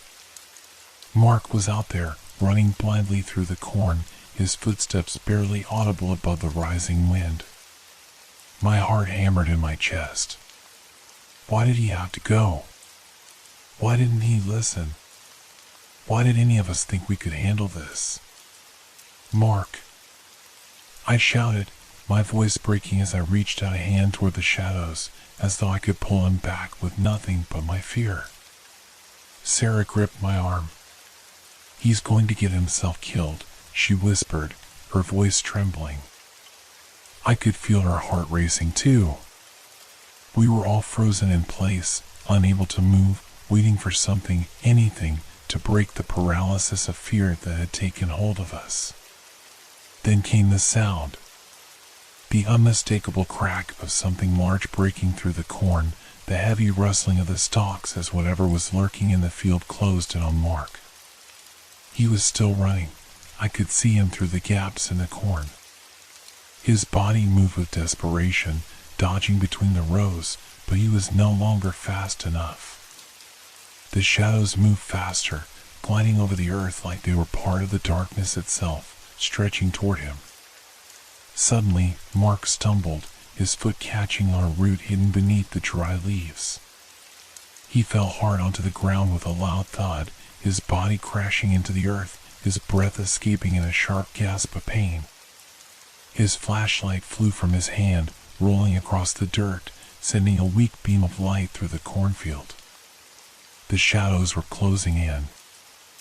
I could see them now, flickering in and out of existence, as though they were composed of nothing but darkness itself. The one closest to Mark seemed to be hovering above the ground, its long, thin body bending unnaturally as it approached him. "Mark!" I screamed again, my voice raw with terror. I wasn't sure if he could hear me, if he even could hear anything over the pulse of blood in my ears. But then, the worst sound came, the sound of footsteps, heavy and deliberate, drawing closer and closer to Mark's fallen body. It was unmistakable. Whatever was out there was circling him. It was ready to strike. I didn't think. My body moved on its own, fueled by panic and desperation. "Mark!" I shouted one last time, and I started to move toward him, instinctively rushing into the field without a plan, without any idea of how I could help. But before I could take more than a few steps, I heard it, Mark's scream. It was high-pitched, ragged, a cry of pain and terror that sliced through the air. It echoed in my mind, pulling at me. I froze, my body locked in place as I saw him trying to scramble to his feet, his hands grasping at the stalks of corn, trying to push himself upright. But the shadows were faster than he was. One of them reached him, its shadowy form seeming to stretch impossibly long as it slid across the ground, wrapping around his legs, pulling him back. I heard him cry out in fear as the thing dragged him down into the rows of corn. His body went limp, his arms flailing as the shadows seemed to swallow him whole. The light from his flashlight flickered out as his body disappeared into the thick, twisting rows. "No!" Sarah screamed, pulling me back, her hand shaking as she held me tightly. "We can't help him. We can't." I didn't know how to respond. I was frozen, paralyzed by what I had just witnessed. I had seen Mark, heard him, disappear. There was no trace of him now, just a faint outline where he had fallen, the space between the corn now eerily still. But then, out of the stillness, came the sound I dreaded most. It wasn't Mark's voice. It wasn't even the rustling of the corn. No, it was the deep, low growl of something unnatural, something alive, but not human. The shadows had changed. They were no longer just watching us. They were circling, drawing closer, their movements almost predatory now. "Get out," the voice whispered again, louder this time, as though it came from all around us. The command filled the air, its presence like an invisible weight pressing down on our chests. I turned to Sarah, my eyes wide with fear, and saw that she was already moving. Her legs were shaky, but she was pulling me toward the edge of the field, away from the camp, away from the horror that was unfolding. We didn't have a plan. We didn't even have a clear idea of what was happening. But we knew one thing for sure: we couldn't stay here. Not with the shadows closing in. But even as we started to run, someone else was running too. And it was coming for us. We ran. There was no real plan, no strategy, just the frantic animal instinct to escape. We had no choice. Mark was gone, swallowed by the shadows, and we couldn't wait any longer. The fear, thick and suffocating, clawed at us, driving us further into the cornfield. "I'm going north," Jason gasped, his voice hoarse, his face ashen. "There's a road up there. If we can get there, we can get help." Sarah nodded quickly, wiping the tears from her eyes, though they still streaked down her cheeks. "I'll go with you. We'll meet at the road." My hands shook as I listened to them speak, but I couldn't stay still. I knew I had to make a decision. I had to get out of this field, somehow. "I'll go south," I said, forcing the words out. "There's a farmhouse. We can't stay here." None of us argued. We didn't have the time to. We just needed to move, to break away from the growing threat that surrounded us. The field felt alive, and it was closing in with every passing second. The shadows were shifting, too many of them, too fast, and I couldn't shake the feeling that something was hunting us, tracking our every move. Before we split, Jason's voice broke the tense silence.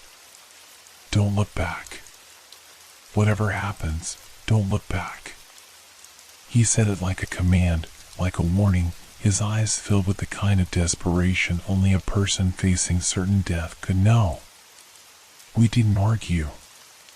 We couldn't. I took a deep breath and turned toward the southern edge of the cornfield, the dry, rustling stalks swishing around me, whispering in the night air. The darkness felt suffocating.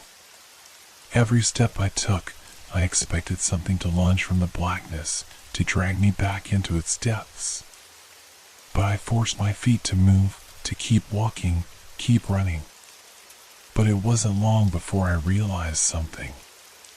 No matter how fast I moved, no matter how far I pushed myself, the darkness seemed to follow me. It wasn't like the shadows were just staying in place. No, they were moving with me, closing in from all sides. I turned my head just once, barely able to resist the impulse to look. But when I did, I saw it. A figure, just beyond the rows of corn. It was tall, impossibly tall, and it didn't move like anything human. Its form seemed to bend and stretch as it darted in and out of the shadows, following me, but always staying just out of reach. I stopped, my heart hammering in my chest. They're here. I wasn't alone. And no matter how far I ran, I wasn't going to escape. They were everywhere. The shadows were closing in from all sides, silently moving through the field, getting closer with every step I took. I stumbled backward, my legs giving way beneath me as I tried to regain my balance. I couldn't keep running. Not like this. Behind me, I heard footsteps. Not mine. Not the crunch of corn beneath my feet. These were heavier, slower, more deliberate. My breath caught in my throat, and I dared to turn around, my eyes wide with fear. I had to know if it was real. There it was again. The figure. But it wasn't just one anymore. There were several. Tall, gaunt figures, their forms obscured by the shadows, creeping through the field like hunters closing in on their prey. It's too late. There was no escaping. They were all around me. I could feel my body shaking uncontrollably. The whispers came again, like 1,000 voices overlapping each other in the wind. Get out. I turned and bolted, sprinting deeper into the field, but it didn't matter. The shadows were already here. And they were getting closer.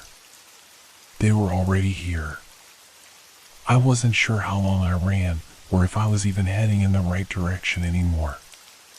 My breath was ragged, my legs burning from the effort, but it was as though the darkness itself was trying to swallow me whole.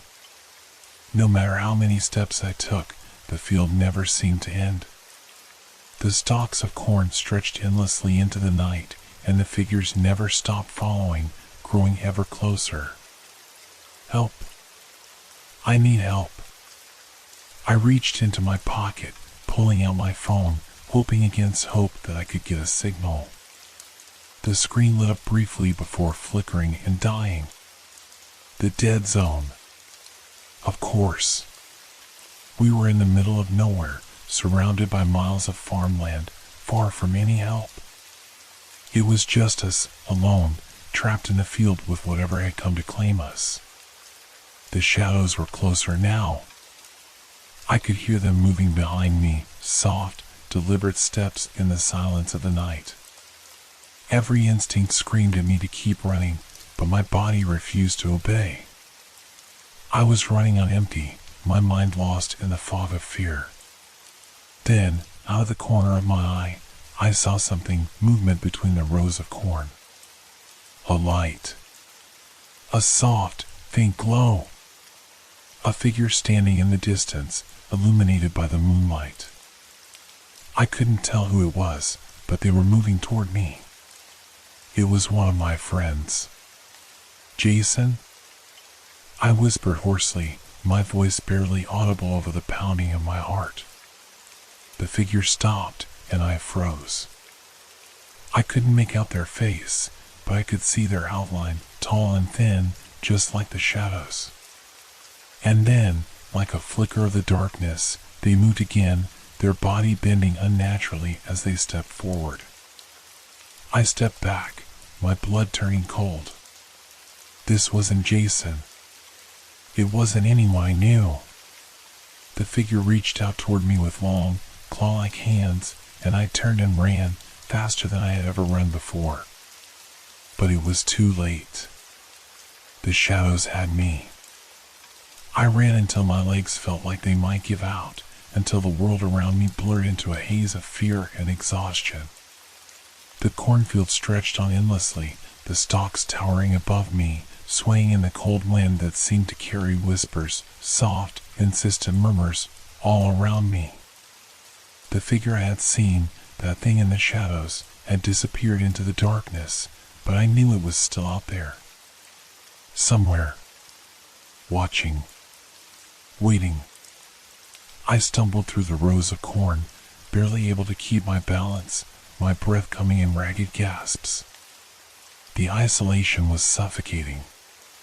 The more I ran, the more I realized just how alone I was. I had no idea where anyone else was. Jason, Sarah, Mark, they could be anywhere, and I was too terrified to stop and listen for them. The further I moved into the field, the more distant the world seemed. The closer the shadows became. I forced myself to keep moving, to not think about the fear gnawing at my insides. I tried to focus on something, anything, that would pull me out of the spiraling panic in my head. But the silence was oppressive, and it was only broken by the soft rustling of corn as the wind picked up. But even that, now, felt wrong. The rustling had a pattern. It was too deliberate. They're moving. The shadows are moving. My heart pounded in my chest as the realization hit. It wasn't just the wind. Something, or someone, was following me. The hairs on the back of my neck stood up. I could almost feel it, a presence, creeping closer, inch by inch. I snapped my head to the side, my eyes scanning the rows of corn for any sign of movement, but there was nothing. Yet, the feeling of being watched remained. My skin crawled. I'm not alone. I pushed myself harder, forcing my legs to move faster, my mind racing, the whispers in the air growing louder, more distinct. Get out. Leave now. You're running out of time. The words repeated, each whisper like an icy finger trailing down my spine. I wanted to scream, to run until I collapsed, but there was nowhere to go. Every direction seemed to lead deeper into the field, the rows of corn stretching endlessly, a maze with no escape. My head was spinning, and every crack of the corn stalks felt like a threat, like the shadows were closing in, each step I took only making it harder to breathe. It wasn't just the shadows anymore. It was the feeling. The overwhelming sense that something was lurking just beyond my vision, that at any moment it would reach out from the dark and pull me under. Am I going mad? I didn't know what was real anymore. The world around me felt warped, like it was bending under the pressure of my fear. My thoughts became tangled, mixing with the whispers that were no longer just outside. They were inside my head now. I stopped, gasping for air, my knees shaking beneath me. My hands clutched at the stalks of corn for support. My breath was ragged, uneven, and I realized with a start that I was no longer running. My legs had stopped moving of their own accord. I couldn't make myself go any further. My body had reached its limit. But that's when I heard it. A whisper. Soft at first, like a breeze passing through my ear. You can't hide. They're coming for you. The voice was clear now, not just a trick of the wind or my imagination. It was as if someone was standing right next to me, their breath hot against my ear. My body stiffened in fear. My heart thundered in my chest, louder than anything I'd ever heard before. Is this real? I looked around frantically, my eyes darting through the rows of corn. But there was nothing, no one. Just the wind, the endless rustling of the stalks. But the feeling didn't go away. In fact, it grew stronger. I felt eyes on me, cold, judging, and hungry. I wasn't alone. They were out there, watching. I stumbled backward, my head spinning. The world seemed to close in around me. The cornfield, which had once been a comforting part of nature, now felt like a cage, a prison. The shadows weren't just following me, they were closing in, trapping me. Leave, the voice whispered again, this time from the other side, too far to the left. The words were sharp, desperate. They're already inside your mind. You're already lost. Lost. The word echoed in my head, reverberating, making my heart seize. I wasn't sure anymore if I was lost in the field or lost in my own thoughts, or if there was any difference. I couldn't trust myself. My mind was unraveling, and every step I took only seemed to pull me further into madness. How long had I been running? How long had I been lost? Did anyone else hear it? I wanted to scream, to call out, to get someone's attention, but I didn't even know if anyone was still out there. I felt completely alone, the weight of isolation pressing down on me like a physical force. I tried to move forward again, but I couldn't. The ground beneath me felt unstable, like it was shifting with each step, pulling me deeper into the abyss. And then, just when I thought I couldn't take it anymore, I heard something that froze me in place. A voice. A real, solid voice. Help me. It was faint, barely audible, but it was there. A cry for help. A plea that cut through the thick, suffocating atmosphere of the cornfield. I stopped, my heart leaping in my chest. Could it be Sarah? Jason? I turned, frantic, searching the darkened rows for the source of the voice, but it was too late.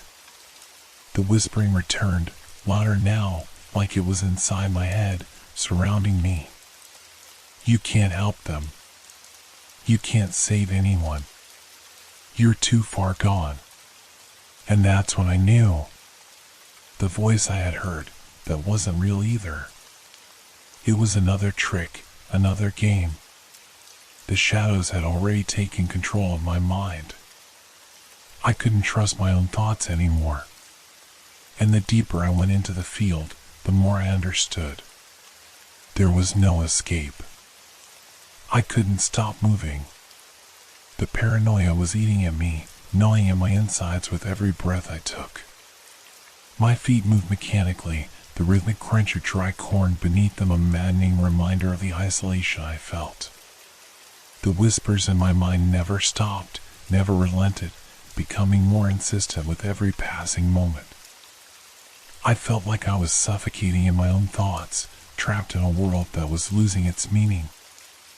I pushed forward, my eyes darting from side to side, my hand clutching the stalks of corn like they were the only thing keeping me grounded.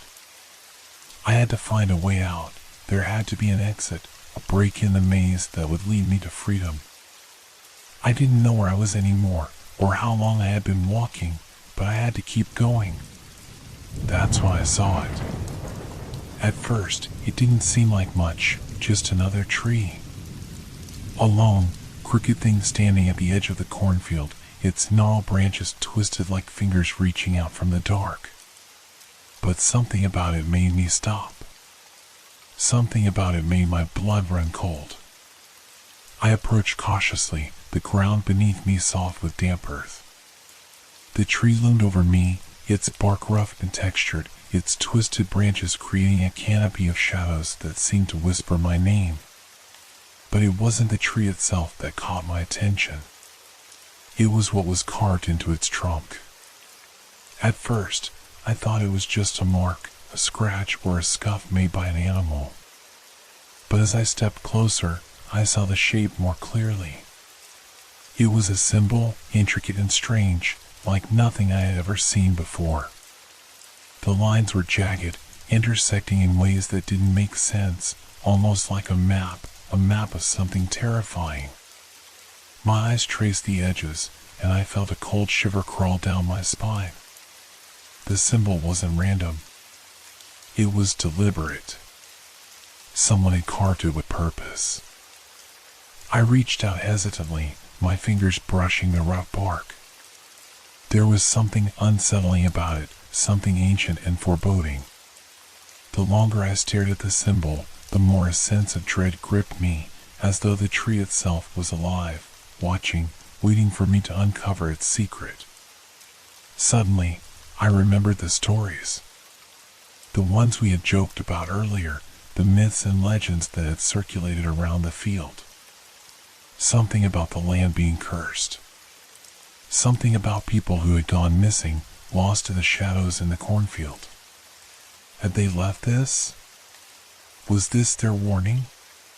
A mark left behind by someone who had tried to escape before me? I leaned in closer, my breath shallow, trying to make sense of the symbol. It almost looked like an eye, or perhaps a spiral, with lines that curled inward, pulling me in deeper the more I looked at it. I couldn't look away, and the longer I stared, the more I felt the darkness pressing in around me. It felt as though the field itself was trying to swallow me whole. Then, as I leaned even closer, I noticed something else. On the side of the tree, near the base, there was a deep gouge in the bark, like something had scratched it with terrifying force. The gouge was fresh, still oozing sap that glistened in the dim light, and it looked unnatural, too precise, as if whatever had done it had known exactly where to strike. A chill ran through me as I looked at the gouge. I didn't want to think about what could have made it. It was too large, too deep, and it didn't make sense for it to be from an animal. No, it wasn't an animal. I took a step back, my eyes still fixed on the mark. The field had been quiet before, the whispers barely audible, but now it felt as if the world had gone still. There was an eerie quiet that enveloped the area, as if the trees themselves were holding their breath, waiting for me to do something. I glanced over my shoulder, half expecting to see one of those shadowy figures standing behind me, watching me as I stood frozen in front of the tree. But there was nothing. Just the endless expanse of corn, stretching out into the dark. And yet, I couldn't shake the feeling that something was watching me, something that had seen me find this tree. I tried to calm myself, to make sense of it. Maybe it was just a weird coincidence, a symbol carved by someone who had been here before. Someone who had gotten lost. Someone who hadn't been able to escape. But deep down, I knew it wasn't just a coincidence. This was a warning. Someone had been here before me, trapped in this nightmare. And they had tried to leave their mark before they disappeared, hoping someone would find it and escape the same fate. I backed away slowly, my mind racing, my heart hammering in my chest. I couldn't stay here, not with this symbol. Not with whatever had left it behind. The air felt thicker now, charged with something dark, something alive. I turned and walked quickly, my steps more hurried now, my mind focused on finding a way out of this place, away from this mark, away from the whispers and the shadows. But the moment I turned my back to the tree, I heard it. A whisper, just on the edge of my hearing, like a voice carried on the wind. It's too late. I froze. And before I could even think about what it meant, I felt it. The presence. The unmistakable feeling of something moving in the dark behind me. It's not just watching me anymore. It's following me. I tried to push the thoughts away, to bury them under the weight of my steps, but they kept coming back, rising up, insistent, clawing at my mind. The shadows were following me. They had to be. I wasn't imagining it. I couldn't be. But what if I was? What if the fear was doing this to me? What if the isolation, the endless nights in the cornfield, was slowly unraveling my mind, turning the smallest sensations into horrors? I had been out here too long, too far from anyone, with only the wind and the rustling of the corn to keep me company. I had no idea where the others were. Jason, Sarah, Mark, had I imagined their voices earlier, or had they really been calling out for help? I didn't know. I didn't trust myself anymore. My heart was beating too fast. It had been for hours, days, maybe. Time had stopped making sense. The more I thought about it, the more the line between reality and nightmare blurred. What was real? The trees, the shadows, the whispers in the dark, was it all just my mind playing tricks on me, amplifying every fear until it became something tangible? I stopped walking, my breath sharp and ragged, my legs trembling beneath me. The stillness in the air was suffocating.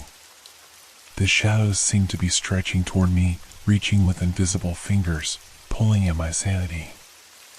I took a deep breath, trying to steady myself. You're losing it, I thought. You're losing control. But I couldn't shake the feeling that the shadows weren't just a product of my mind. I could feel them, they were real. I pressed my hands against my face, trying to ground myself, but all I could hear were the whispers, the taunting, the cold, dry rasp of the wind that sounded like a voice just out of reach. Get out, it whispered. It's too late to escape. Too late for all of you. The words made my stomach turn. How could it know what I was thinking? How could it know what I was feeling?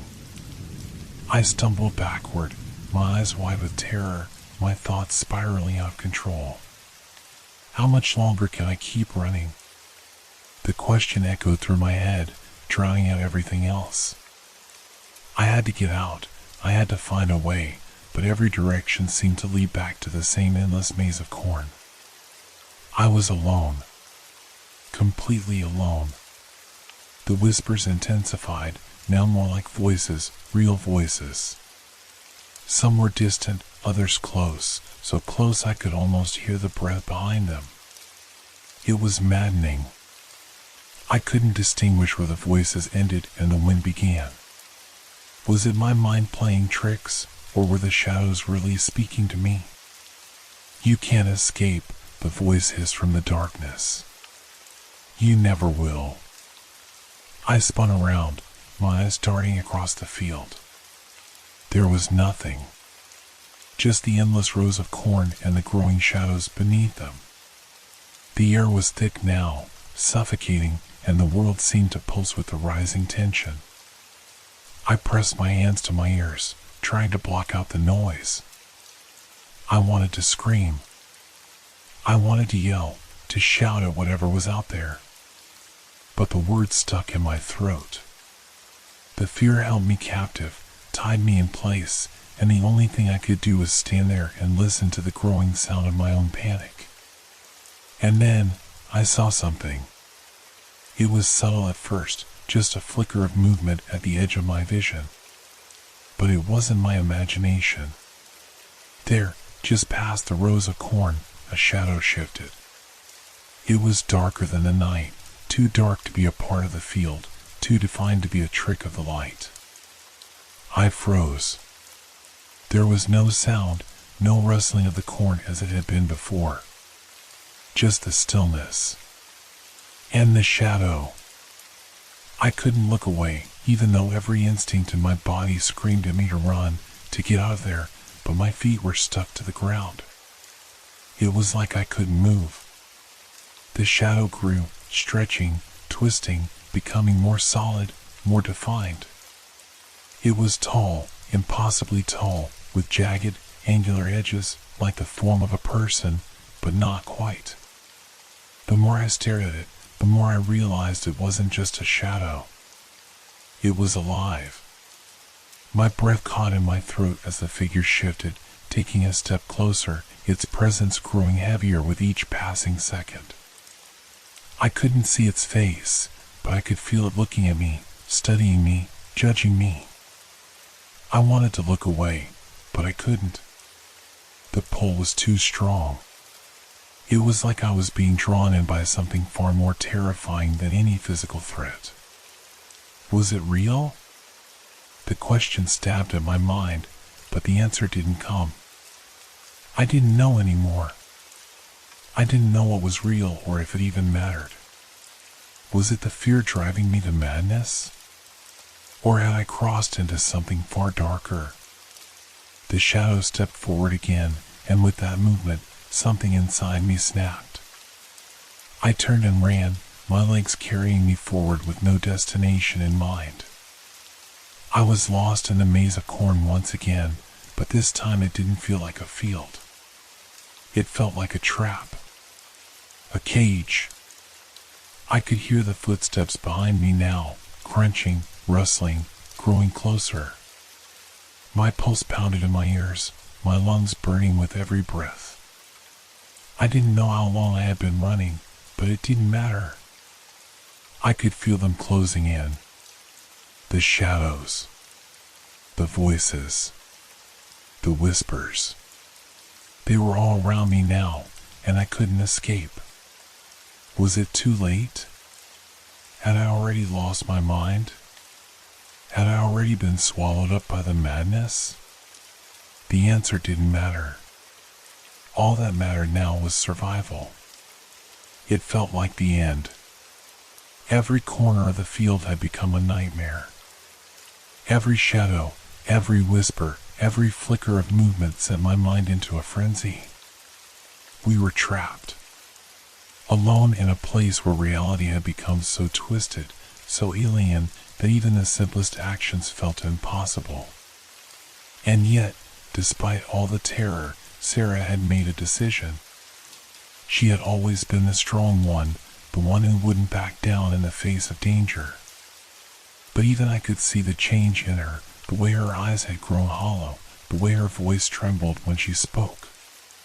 The fear had settled into her, too, but instead of retreating like the rest of us, she had done something none of us dared.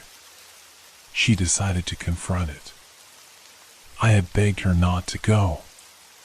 We all had. I pleaded with her to stay in the tent, to stay hidden.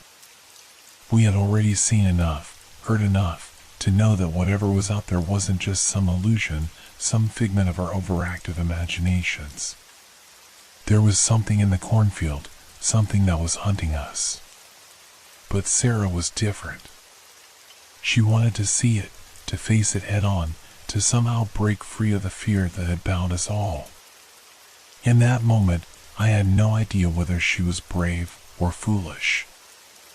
"You're not going out there," I told her, my voice raw with panic.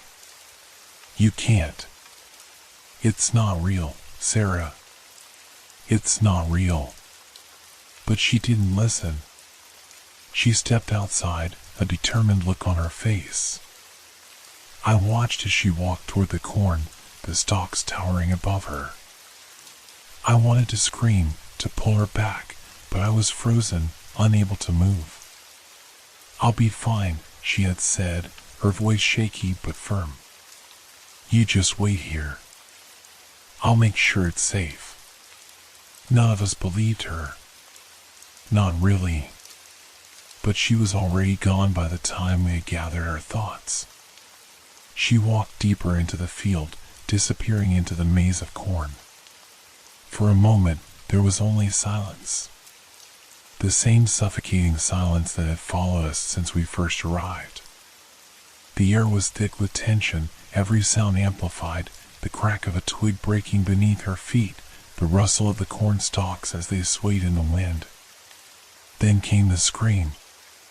It was a raw, guttural cry, one that made the hair on my neck stand up straight. I could feel the fear in it, the terror. It echoed through the field, splitting the silence like a knife, sending waves of cold panic crashing over me. "Sarah!" I screamed, my voice hoarse and strained. We all rushed toward the sound, stumbling through the corn, fighting against the growing weight of fear that seemed to pull us back with every step. But no matter how fast we ran, we couldn't get to her in time. The scream came again, closer now, frantic, almost pleading. It was cut off abruptly, and the silence returned. But it wasn't the same. The air felt wrong. The very fabric of the field seemed to shift, as though it had become something else, something far darker. We reached the spot where we had last seen her, but there was no sign of Sarah. Just the endless stretch of corn, swaying gently in the breeze. There were no footsteps in the soil, no broken stalks, no trace of where she had gone. It was as though she had vanished into thin air. "Where is she?" Mark's voice trembled as he spoke. We were all searching frantically, calling out her name, but it was useless. There was no answer. That's when we heard it. A whisper. Soft, almost too quiet to hear, but unmistakable. "She's gone." I froze, my body paralyzed with dread. My breath caught in my throat. The shadows. The things that had been haunting us, were they speaking? Was it them, or was it something worse? Something more dangerous? Suddenly, the wind picked up. The rustling of the corn became louder, more urgent. The shadows at the edge of the field seemed to grow longer, stretching toward us, closing in from all directions. I felt a cold, icy presence surrounding me, pressing in, suffocating me. "We need to leave." "Now," I whispered, my voice breaking. I didn't care about rationalizing it anymore. I didn't care if it was real or just our minds unraveling. Sarah had been taken, and we were next. But just as I turned to run, I heard something that made my heart stop. A sound, so faint at first that I thought I had imagined it. A slow, rhythmic dragging sound. The sound of something heavy being pulled across the ground. I looked back. Through the gaps in the corn, I saw something move. It wasn't Sarah, it couldn't be. It was a shadow, an impossibly tall, grotesque figure dragging something behind it. The figure was distorted, shifting, constantly changing shape. It moved with unnatural speed, gliding through the field like a wraith. And then I saw it more clearly. It wasn't just a figure. It was a face. A face twisted in agony, hollow eyes staring directly at me as the shadow loomed closer. A scream caught in my throat, but it never left my lips. I couldn't breathe. I couldn't think. The terror was too much. And then, from the blackness between the corn, came the last sound I would ever hear. "You can't run from it." The figure moved forward, faster now. Its shadow seemed to stretch toward me, swallowing the light, consuming everything in its path. The last thing I saw was its eyes, empty, soulless eyes, and the last thing I heard was the sound of Sarah's scream echoing from the darkness as the field swallowed her whole. I couldn't breathe. I couldn't think. The terror that gripped me was all-consuming, drowning out every other thought. The world seemed to blur around me, fading in and out of focus, and I could feel my heartbeat pounding in my ears. Sarah was gone. We had heard her scream, the terrifying, primal cry that had split the air like a jagged knife, but we couldn't reach her in time. We had rushed through the cornfield, stumbling over the uneven ground, desperately calling her name. But there had been nothing. No trace of her. Just the endless rows of corn and the creeping shadows that had begun to close in around us. Now we stood in the middle of that same field, the silence settling heavily over us like a thick blanket. I could feel the weight of it pressing on my chest, suffocating me, threatening to pull me under. I had to keep breathing, but it was getting harder with every passing second. "Where is she?" Mark's voice cracked, his hand shaking as he reached out to search the corn around us. "Where did she go?" Jason's face was pale, his eyes wide with fear. He was scanning the field, looking in every direction, but there was nothing. No sign of Sarah. Just the shadows creeping closer, stretching longer, darker. I wanted to scream. I wanted to run, to escape, to do anything to get away from this place, but my legs wouldn't move. I couldn't tear my eyes away from the field, from the dark shapes moving in the distance. They were there, always there, watching us, waiting for us to make a mistake. We were running out of time. The thought flickered in my mind like a dying light. Time was slipping away. Every second felt like it was dragging us closer to some inevitable end. I glanced at the others, my heart pounding in my chest.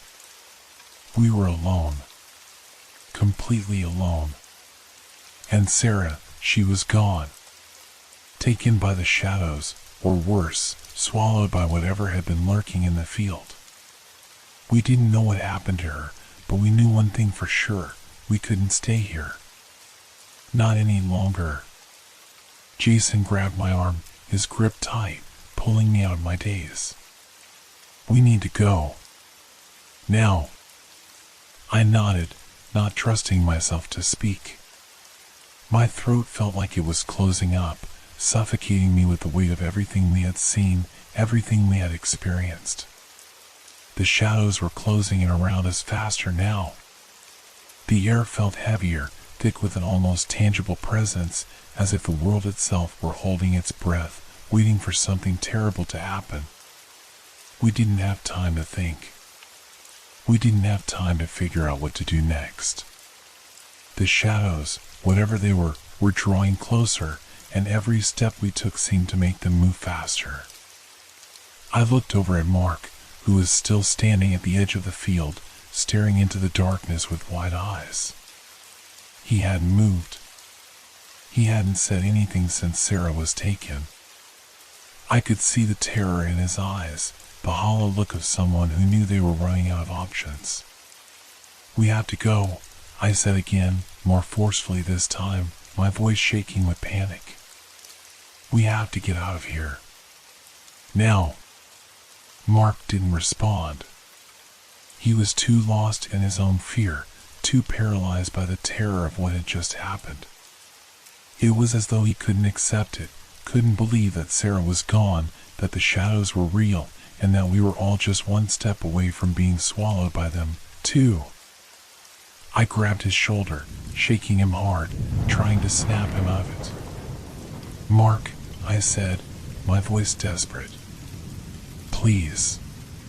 We don't have time. The shadows, they're coming for us. We need to move.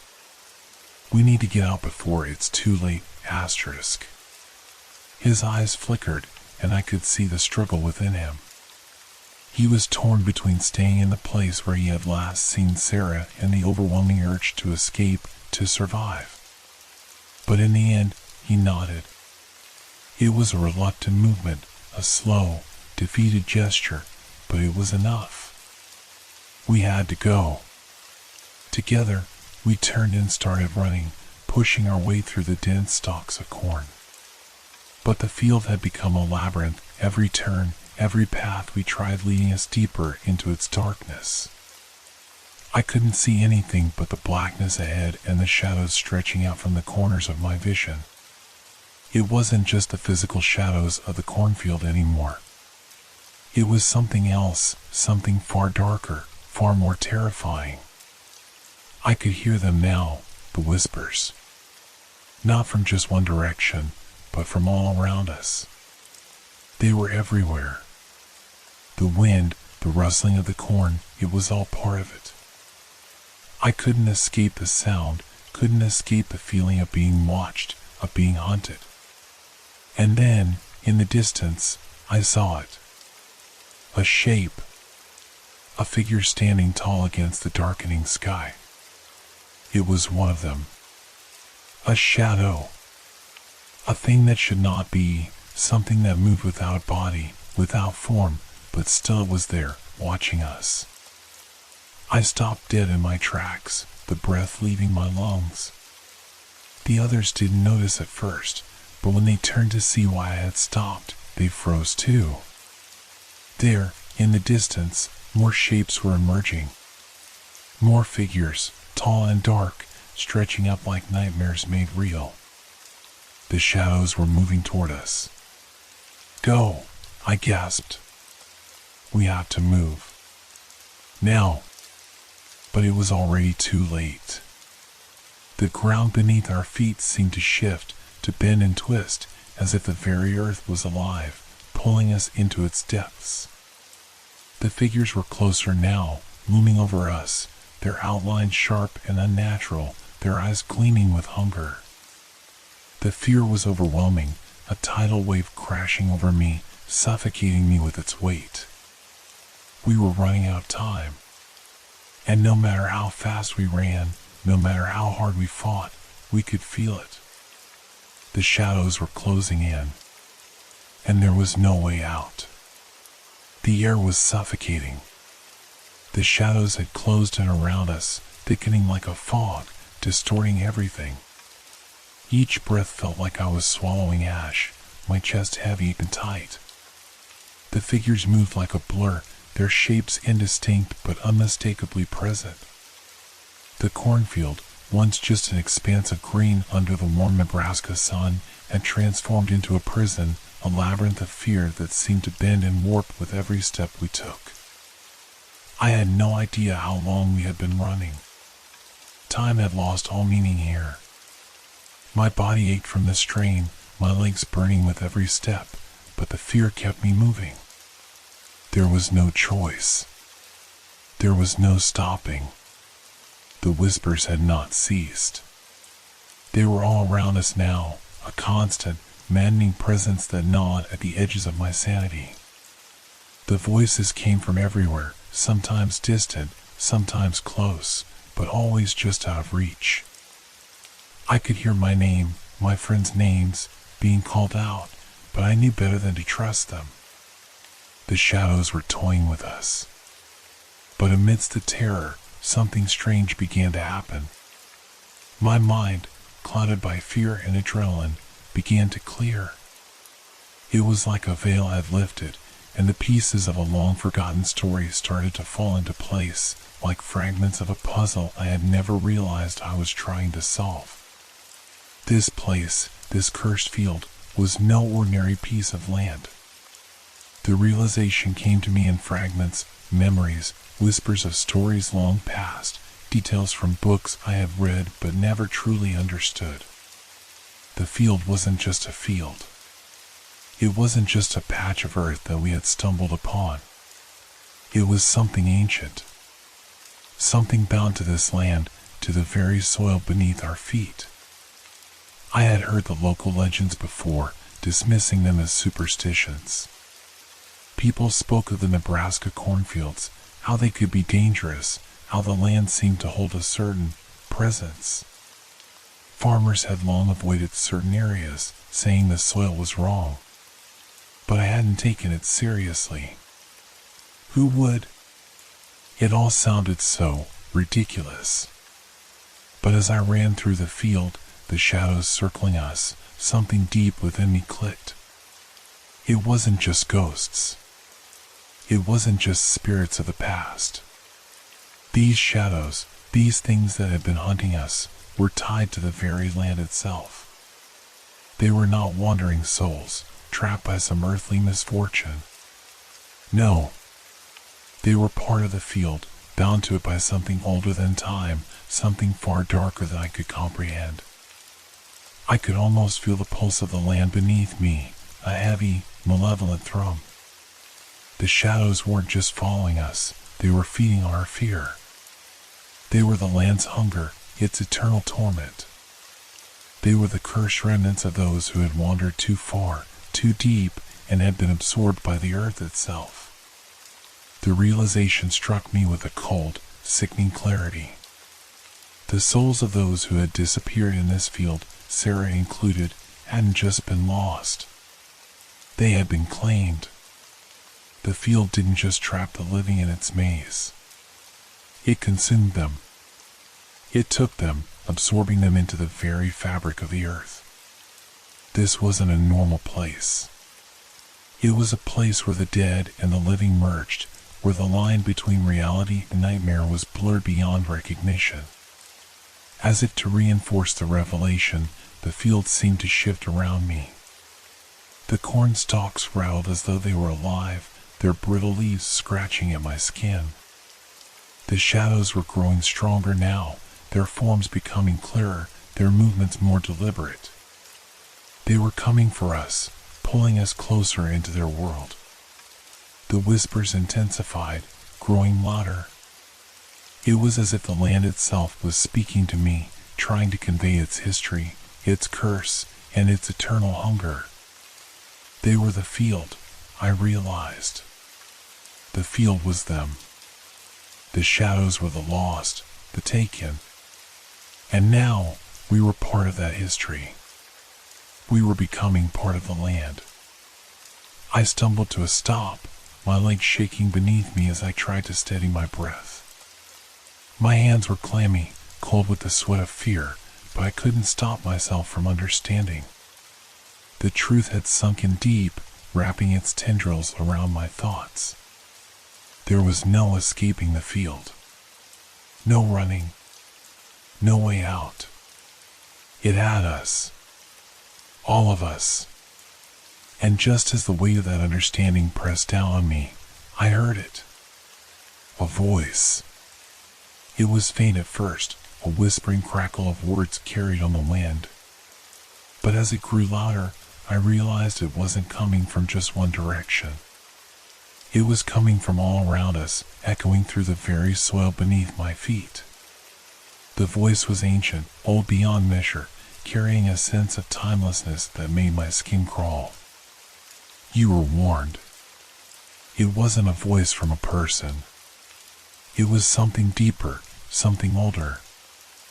The shadows, I realized, were its messengers. They had been waiting, watching, feeding on every soul that had dared to step too far into the field. And now, we had become part of its hunger. I looked around at my friends, their faces pale and haunted. Mark, Jason, and the others were shaking, their eyes wild with fear, but none of us could escape what was happening. The truth was clear now. The shadows weren't just chasing us, they were marking us, claiming us, pulling us toward the same fate that had befallen those who had come before us. We were no longer just running from the dark. We were running from ourselves, from the land that had already taken so many. The whispers intensified again.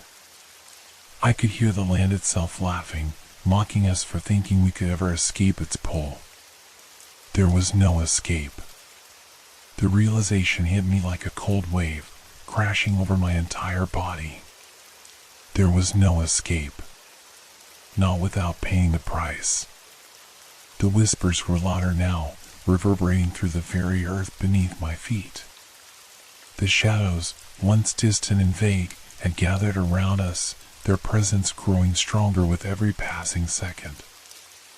I could feel their hunger, a gnawing emptiness that reached deep into my bones, sinking into my soul. But it wasn't just the shadows closing in around us, it was the land itself. The earth beneath my feet felt alive, pulsing with a malevolent energy, as if it were aware of every breath we took, every step we made.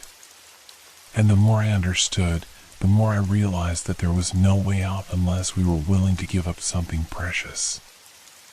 I looked around at my friends, their faces pale and twisted with terror. Mark was shaking, his eyes wild, but there was a hint of something else there, something darker. A realization.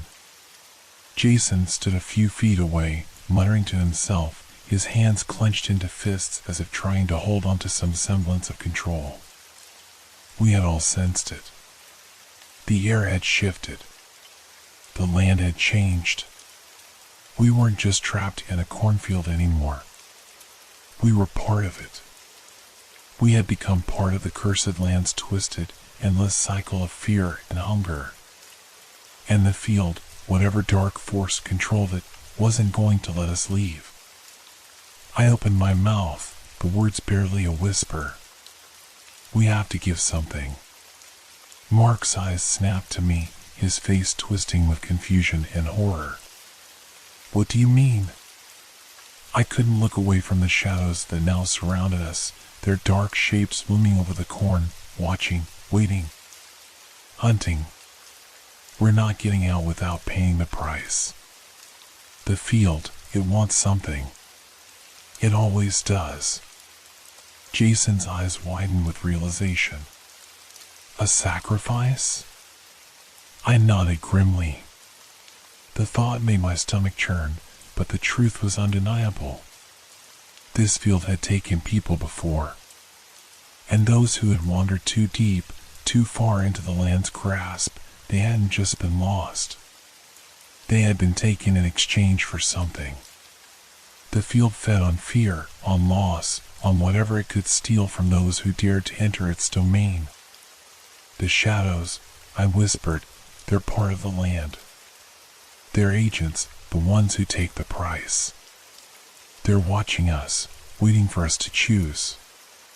My voice cracked as I spoke, the weight of it all bearing down on me. The price wasn't something we could bargain with. It wasn't just giving up our lives, it was something far worse. Someone has to die. The words came from Jason, his voice barely a murmur, but the heaviness of them hung in the air like an invisible weight, pressing down on us. The silence that followed was deafening. Mark stepped back, his face pale as he shook his head. No. No way. I'm not. You don't have a choice. I snapped, my voice sharp.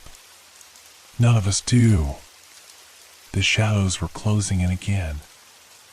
I could hear their footsteps, faint but unmistakable, slow, deliberate, and too close. They were pressing in from all sides, surrounding us, trapping us.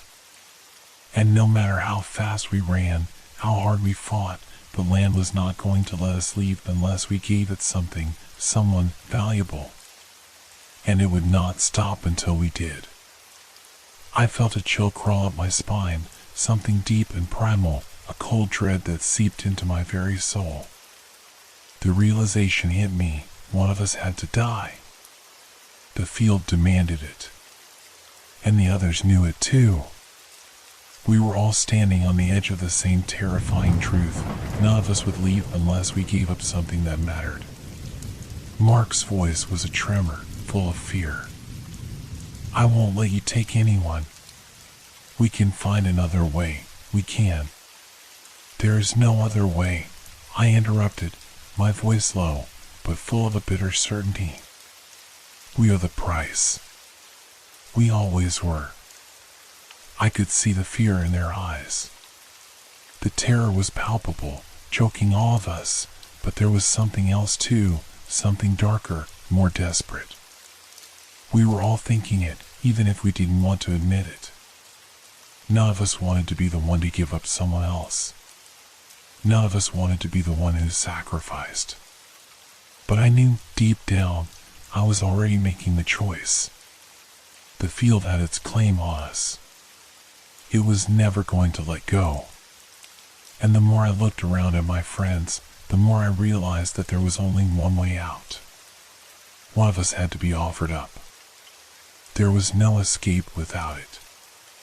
I turned away from them, from the shadows that were closing in with a terrible, inevitable presence. The air was thick with the scent of earth and decay, and I could feel the weight of the land pressing down on my chest. I couldn't make the decision for them. But I knew one thing, if we didn't act quickly, we would all be lost. The shadows wouldn't stop, wouldn't wait for us to come to some moral conclusion. We were running out of time, and the price had to be paid. We don't have time to argue, I said, my voice steady despite the turmoil in my chest. We have to choose. Now. And as the others looked at each other, the realization sinking in, the land itself seemed to breathe in anticipation, waiting for us to make our decision. One of us had to be the sacrifice. But who? We stood there, frozen, trapped in the middle of the cornfield as the shadows closed in tighter. My heart pounded so loudly in my ears that I could barely hear the whispers anymore.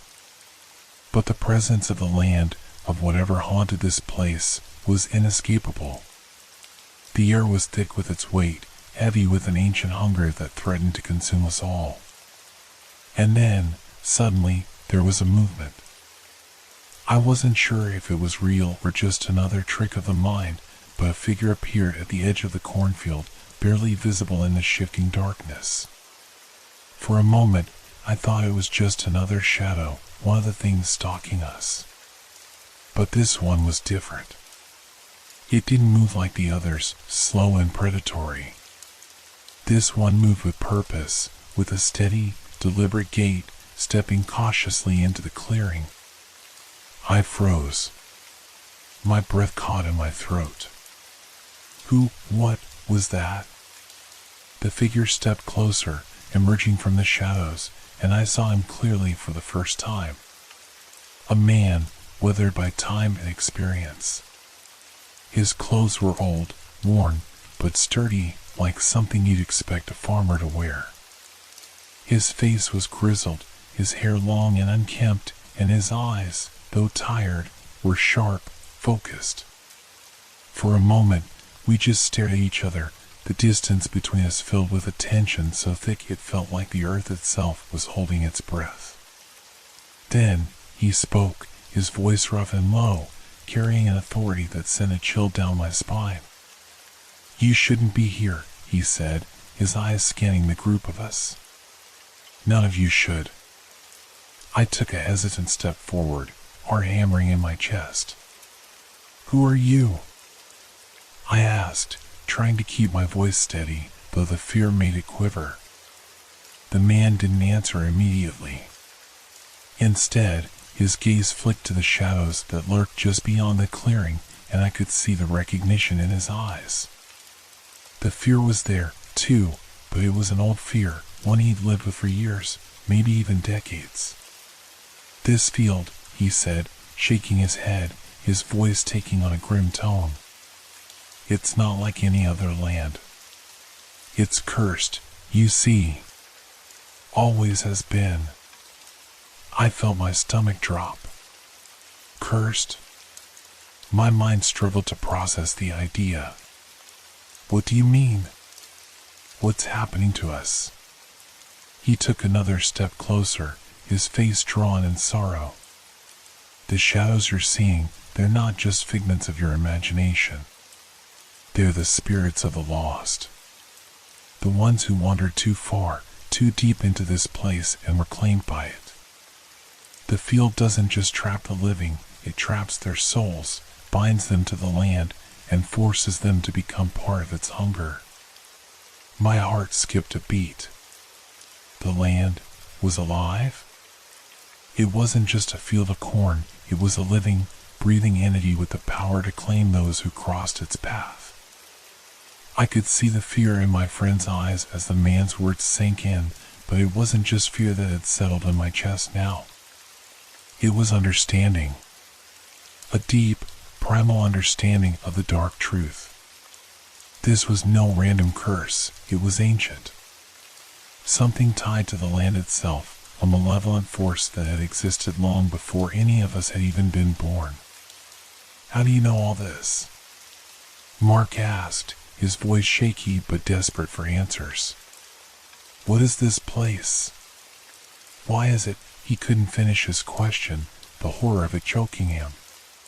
The man glanced at the field again, his eyes hardening. "I grew up here.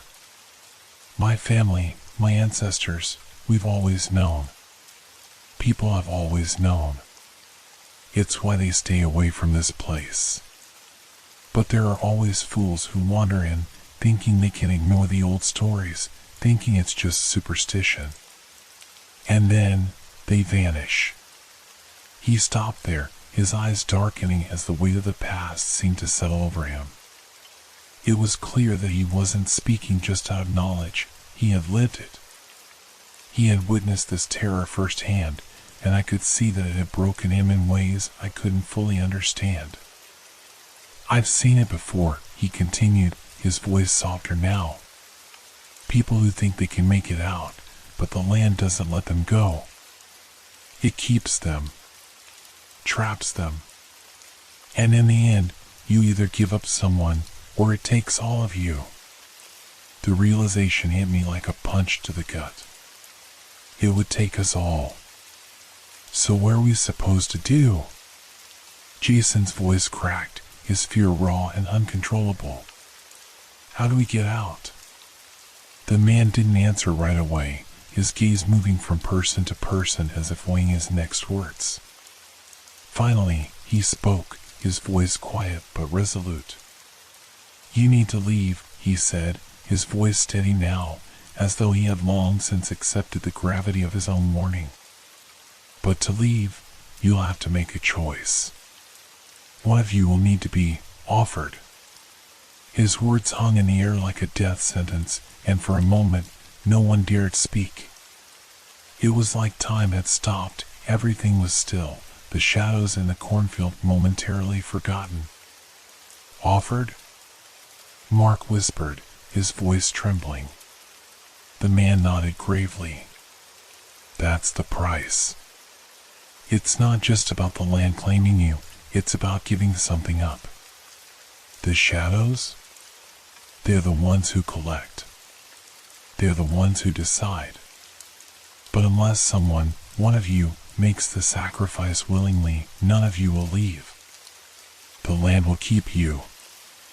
Forever." I could barely breathe as the weight of what he was saying settled in. The idea of sacrifice, one of us, chosen to be the price for everyone else, was unbearable. How could we even consider it? How could we make that kind of choice? But before I could say anything, the man's face darkened once more, his eyes narrowed as he looked at the shadows creeping ever closer. "It's already begun," he said urgently. "You don't have much time. Make your decision before the field decides for you." We stood in a tight circle, the man's grim words echoing in our minds. His warning about the cursed land had thrown us into a state of disbelief, but now there was no denying it. The shadows weren't just haunting us, they were hunting us. And unless we acted fast, they would drag us into the field forever. "Destroy it," Jason muttered, his voice filled with both fear and determination. "That's what he said, find the source and destroy it."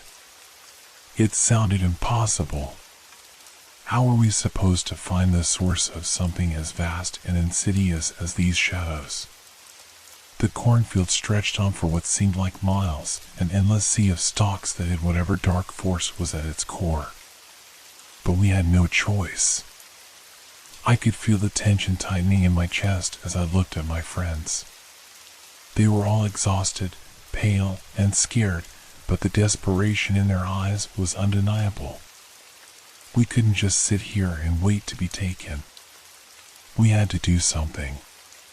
"We need a plan," I said, trying to steady my voice.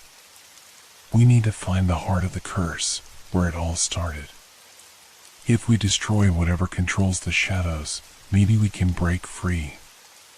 Mark, ever the skeptic, shook his head. "How do we even begin to look for something like that? It's not like there's a glowing altar in the middle of the field with a sign that says curse here." "We don't know that," Sarah replied, her voice sharp. "We don't know what's out there. But we do know one thing, it's tied to the land. If we can figure out how, maybe we can destroy it." The man, who had been silent for a moment, spoke again. "You're right. The shadows are tied to something older than all of you. Something ancient. It's not just about finding the source, it's about understanding it." "Understanding it?" I repeated, confused. "How do we do that?" The man's eyes flicked nervously toward the field, as if he feared speaking too loudly. The land is cursed because of a pact made long ago. It's not just a force of nature, it's a consequence. Someone made a deal with the land. That's where the shadows come from. The spirits of those who died here, they're bound to it. He paused, letting the words settle, and I could see the weariness in his face, the weight of knowledge that had aged him prematurely. I don't know the exact place where the pact was made, he continued, but I've heard stories of a stone deep within the field, a marker of sorts. It's where the curse began. If you can find it, you might have a chance to break it. A stone? I felt a surge of hope. This was the first real lead we'd had.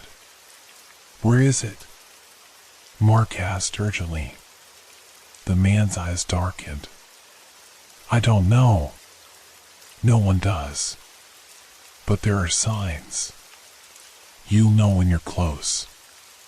The land will react to you. A shiver ran through me at his words. How will we know? What happens when we get close? The man hesitated, as if weighing how much to reveal. The land will test you. It will make you doubt what you see, what you hear. It will twist your mind. But if you don't turn back, if you push through, maybe you'll find it. His words left me with a strange mixture of hope and fear.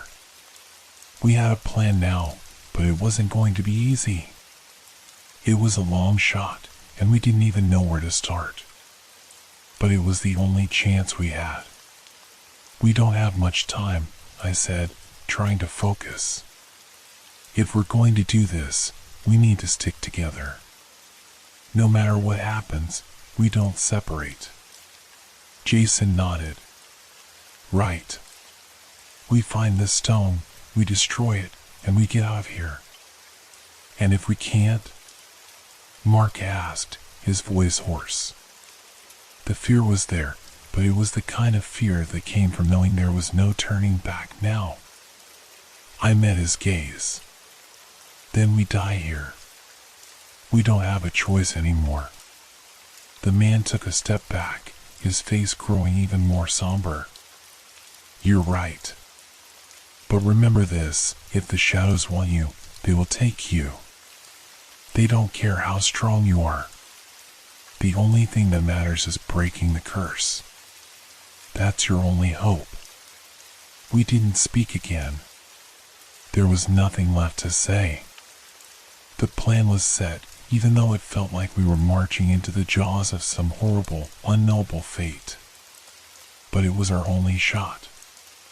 Without another word, we turned away from the man and began to move deeper into the cornfield, the shadows of the night pressing on us from all sides. The eerie whispers began again, low at first, then louder, more insistent. It was as if the land itself was warning us to turn back. But we pressed on, the darkness closing in, and the air growing heavier with every step. There was no turning back now. Whatever waited for us in the heart of the field, we had no choice but to face it. We moved in silence, each step heavy with dread, as the cornfield seemed to grow darker around us. The air was thick, suffocating, as if the earth itself was holding its breath. It was the kind of silence that weighed down on you, forcing you to think too loudly, to feel every heartbeat as though it could be heard by something lurking just beyond the edge of your vision. The corn stalks, once just a sea of green, now seemed to close on us, each rustling whisper in the wind feeling more like a warning. The faint scent of earth and mildew mixed with the unnatural stillness, making every breath harder to take. I don't like this, Sarah muttered, her voice barely above a whisper. It feels wrong. We're too close. I nodded, but I didn't say anything. What could I say? She was right. We had been walking for what felt like hours, pushing deeper into the heart of the field, and the sense of being watched only grew stronger with every step. The shadows had been at the edges of our vision, flickering just out of reach, but now, as we neared the center, They were closer, too close. I could almost hear them moving around us, stalking us like prey. I glanced behind me at Jason, then Mark, their faces grim and pale in the dim light. We were all aware of the same thing, the same creeping sense of doom that seemed to settle over us like a heavy fog. It was as if the land itself was pulling us into its depths, and the closer we got, the less sure I was of ever leaving. "Just keep moving," I said, my voice sounding too loud in the thick silence. "We're almost there." I wasn't sure if it was meant to reassure them or just to keep my own fear in check. It was becoming harder to distinguish between what was real and what my mind was conjuring. Every time I turned my head, the shadows seemed to shift, moving just out of sight, their presence so palpable it made my skin crawl.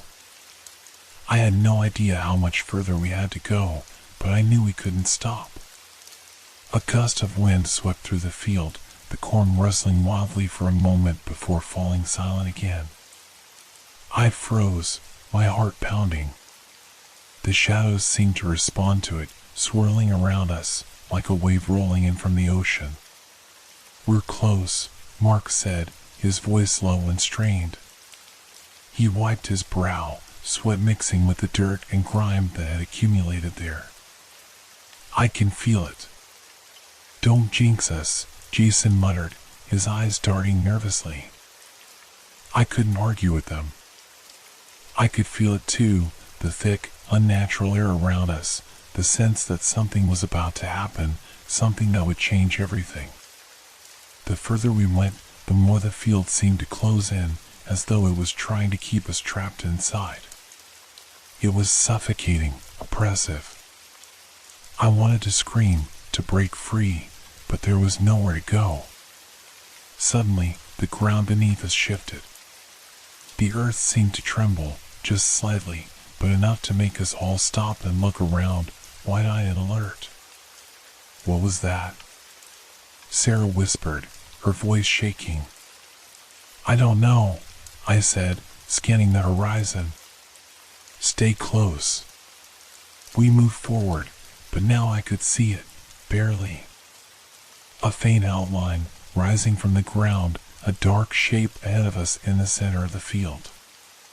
It was massive, hulking, and for a moment, I thought it was just another shadow, another trick of the light.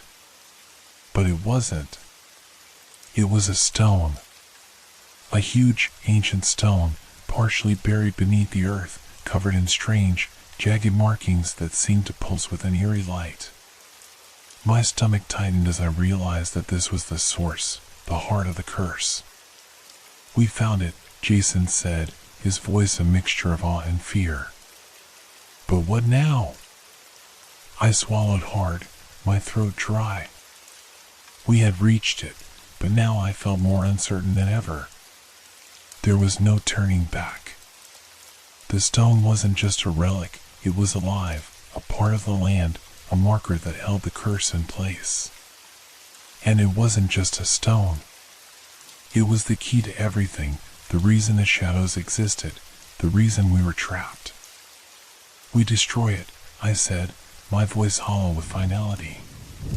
"This is where it all started. We break it, and maybe we can break the curse." But even as I said the words, something inside me twisted with doubt. The air felt heavier now, and I realized it wasn't just the stone that had grown oppressive. The field itself had changed. The shadows were no longer just watching us from the edges, they were closing in, moving with purpose. I could hear their whispers in the wind, distant yet deafening. It was too late to turn back. "We can't hesitate," Sarah said, her voice tight with fear. She reached into her bag, pulling out the small knife we had brought along, its blade glinting in the fading light. "Let's do it." But as she stepped forward, the wind picked up again, this time much stronger, howling through the cornfield, rattling the stalks violently. The shadows moved faster, twisting and shifting as though they were alive, as though they were aware of us. I gripped my breath, my heart pounding as the darkness seemed to gather around us. The stone loomed in front of us, but it felt like a trap, something more than just a curse. And I was beginning to realize that maybe it wasn't the stone we had to destroy at all. Maybe, just maybe, the true source of the curse was something even more insidious, something older, something that the stone had merely contained for centuries. The shadows closed in. The wind screamed through the cornfield, its howling voice mixing with the eerie whispers that had begun to fill the air. I could feel the land itself breathing around us, shifting, closing in.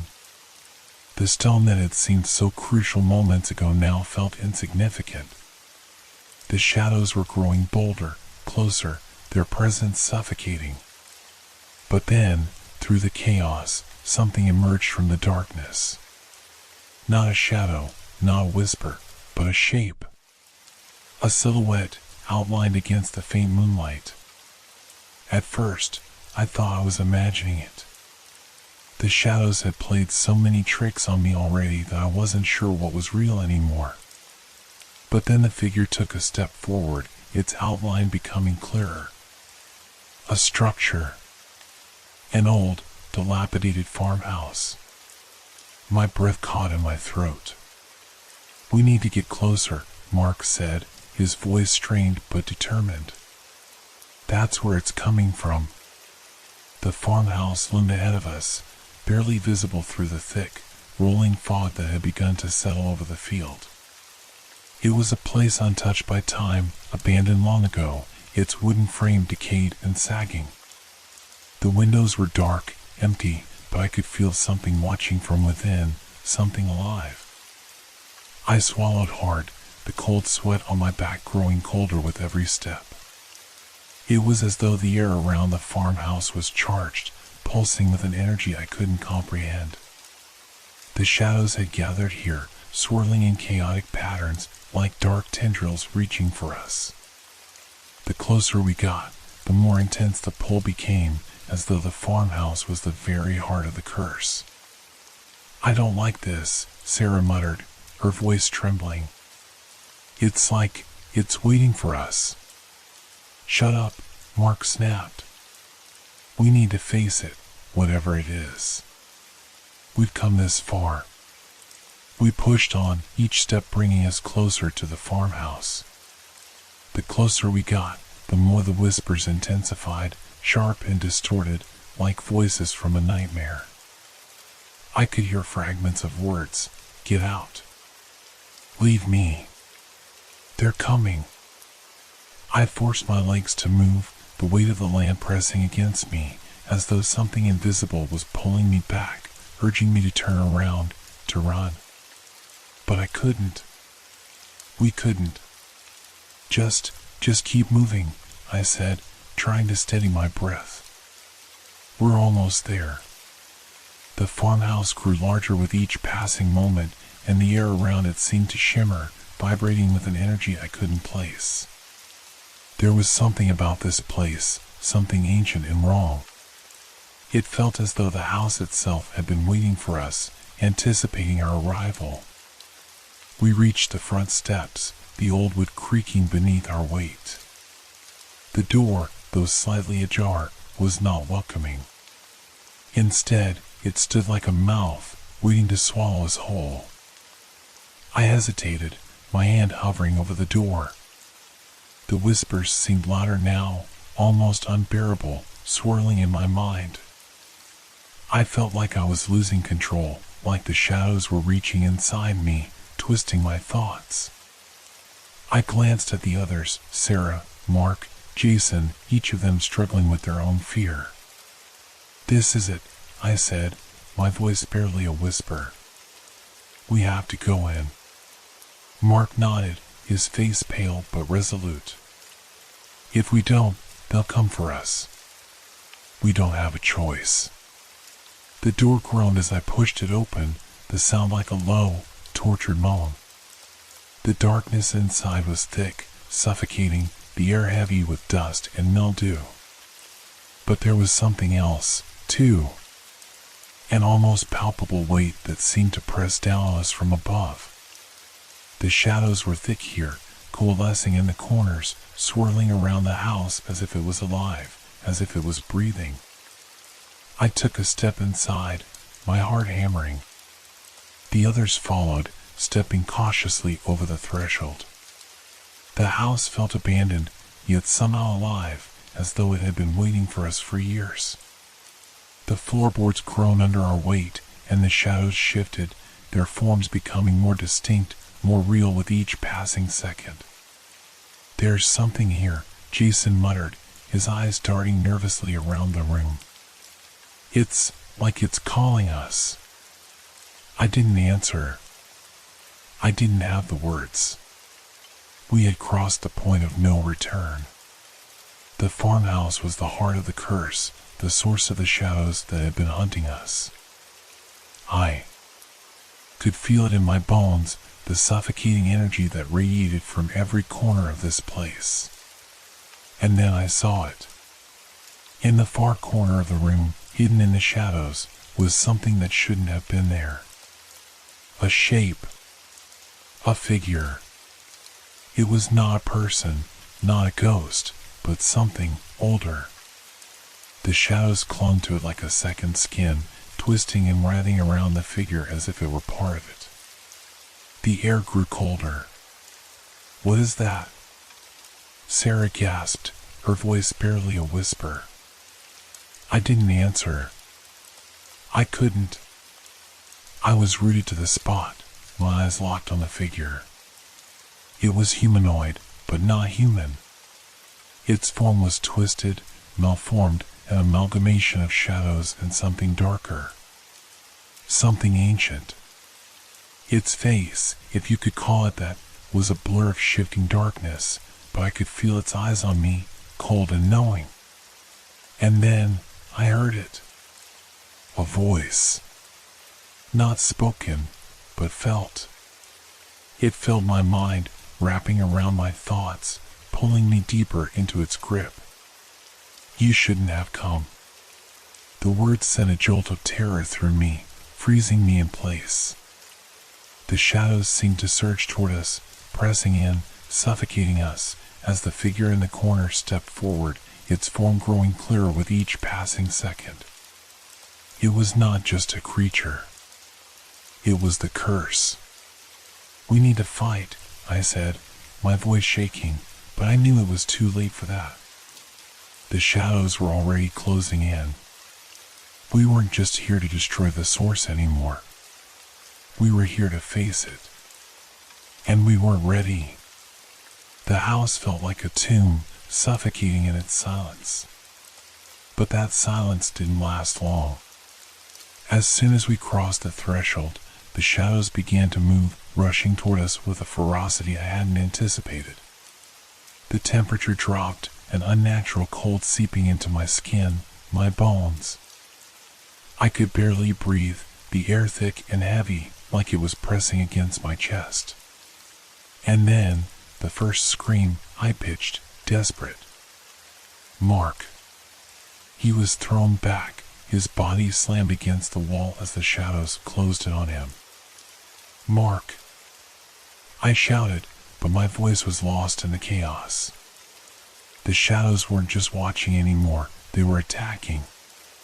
They moved like smoke, their forms twisting and shifting with horrifying speed. I grabbed a broken chair leg from the corner, swinging it wildly at the approaching tendrils. It passed through them, but they didn't stop. Sarah screamed as one of the shadows lunged toward her. The air vibrated with the force of its movement, and before I could react, she was yanked off her feet, pulled into the dark corner of the room. "No!" I ran toward her, but the shadows were too fast. They encircled her, and within seconds, she was gone, swallowed up into the void. The room was a blur of darkness and fear. Jason was beside me, trying to fend off the shadows with anything he could grab. His face was pale, his eyes wide with terror. He swung at the air, but the shadows passed through him like mist, never letting up, always advancing. "We have to fight back," Jason cried, his voice cracking with panic. I nodded, my heart racing. The figure in the corner had come to life, its twisted shape moving toward us, its eyes glowing a sickly, unnatural light. I could feel it watching me, every movement deliberate, as if it were savoring my fear. It wasn't just a creature, it was the embodiment of the curse, the thing that held this land in its grasp. I swung the chair leg again, but it did nothing. The shadow shifted, dodging it effortlessly, its ethereal form too fluid, too fast. Get out, the voice echoed in my mind, a deep, guttural whisper that made my skin crawl. It was all around me now, coming from every direction. The shadows were not just moving through the room, they were crawling inside my mind, twisting my thoughts, filling me with terror. I turned to Jason, but he was already backing away, his face a mask of desperation. We have to get out. We can't fight this. It's too powerful. I shook my head, trying to steady myself. There's no way out, not unless we stop it. I wasn't sure if I believed that. The shadows were everywhere, pressing in from all sides. But if we didn't try, if we didn't at least fight back, we were as good as dead. Suddenly, the figure in the corner spoke again, its voice like a death knell. You are too late. The shadows surged forward, faster than I could react. I stumbled back, but there was no room to move. The figure loomed larger now, its form towering over us, its presence so oppressive that it felt like the entire house was closing in around me. I lifted the chair leg, ready to make my last stand, but the shadows came at me from every direction. One of them gripped my arm, cold and strong, pulling me into the darkness. I fought, kicking and struggling, but it was like trying to fight against the wind, impossible, futile. Then, the figure lunged. It wasn't a physical strike, it was something worse. A surge of cold, of emptiness, flooded my mind. The world around me twisted and distorted, and I felt myself being pulled into the very heart of the curse. It was as though I was sinking into an abyss, the shadows crawling beneath my skin, filling my body, my soul. I gasped for air, but there was none. The darkness swallowed me whole. For a moment, everything went quiet. But then, something snapped inside me. My survival instincts kicked in. I had to escape. I couldn't let the shadows claim me. I reached out, my hands searching blindly, my heart pounding. And then, I found it. A sharp object, one of the broken pieces of the farmhouse's structure. Without thinking, I plunged it into the darkness, into the shadow that had me in its grip. The moment it made contact, the shadow recoiled, screeching in pain. I pulled back, gasping, as the shadows around me began to falter, retreating. The figure in the corner howled in fury as I struggled free from its grip. But I couldn't stay there any longer. I needed to get out, to find the others, to end this. I stumbled toward the door, the shadows swirling around me, but they no longer had the same strength. The figure in the corner shrieked, its form dissolving into the air, its power fading.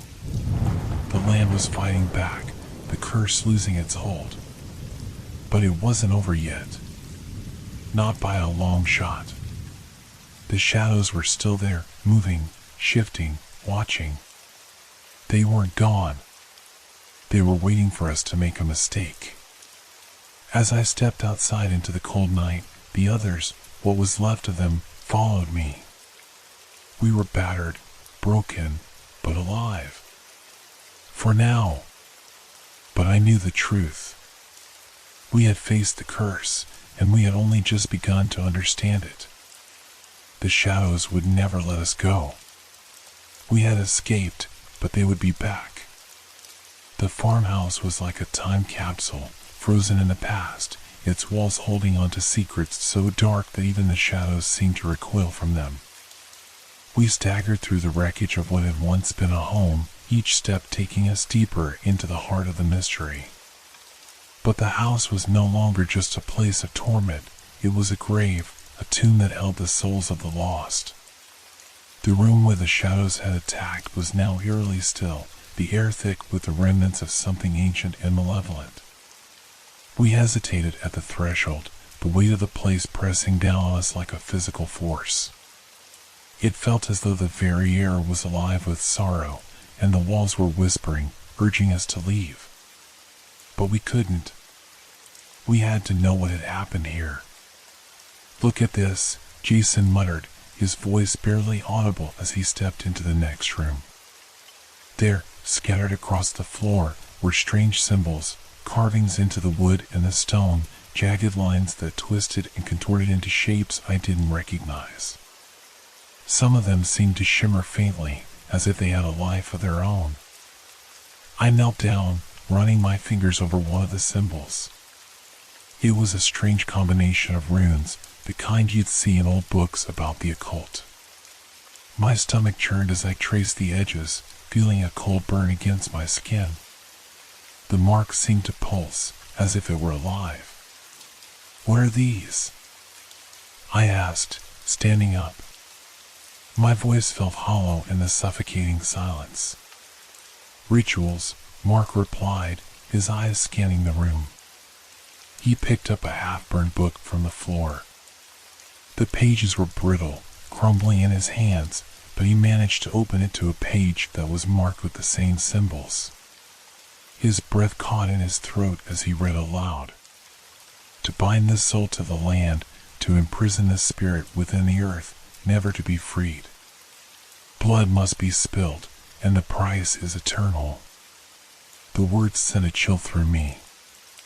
I had suspected that this place held something beyond the ordinary, but this was something far darker, a pact made with forces beyond our comprehension. I could feel the weight of those words, like an invisible chain wrapping around my chest. "They were trying to trap souls," Jason said, his voice trembling. "They wanted to keep them here, forever." I could see the pieces starting to come together in my mind. The shadows, the strange occurrences, the voices, it wasn't just the land that was cursed. It was the spirits themselves, the victims of some terrible, bloodthirsty ritual that had gone horribly wrong. "We have to destroy this place," I said, my voice sharp with urgency. "If we don't, those spirits will never be free." Mark nodded, his face grim. "We have to stop the ritual, break the curse. But we need to know how." The farmhouse felt like it was closing in on us, the air thick with malevolent energy.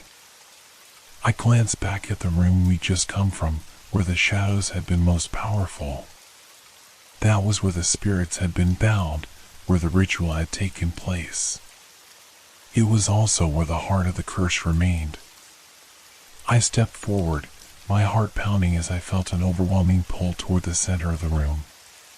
It was as if something inside me was guiding me, urging me to confront the source of the shadows, to understand the truth.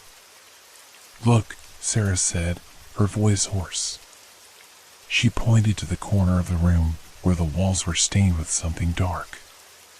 At first, I thought it was just dirt or decay, but as I drew closer, I realized it was something much more sinister.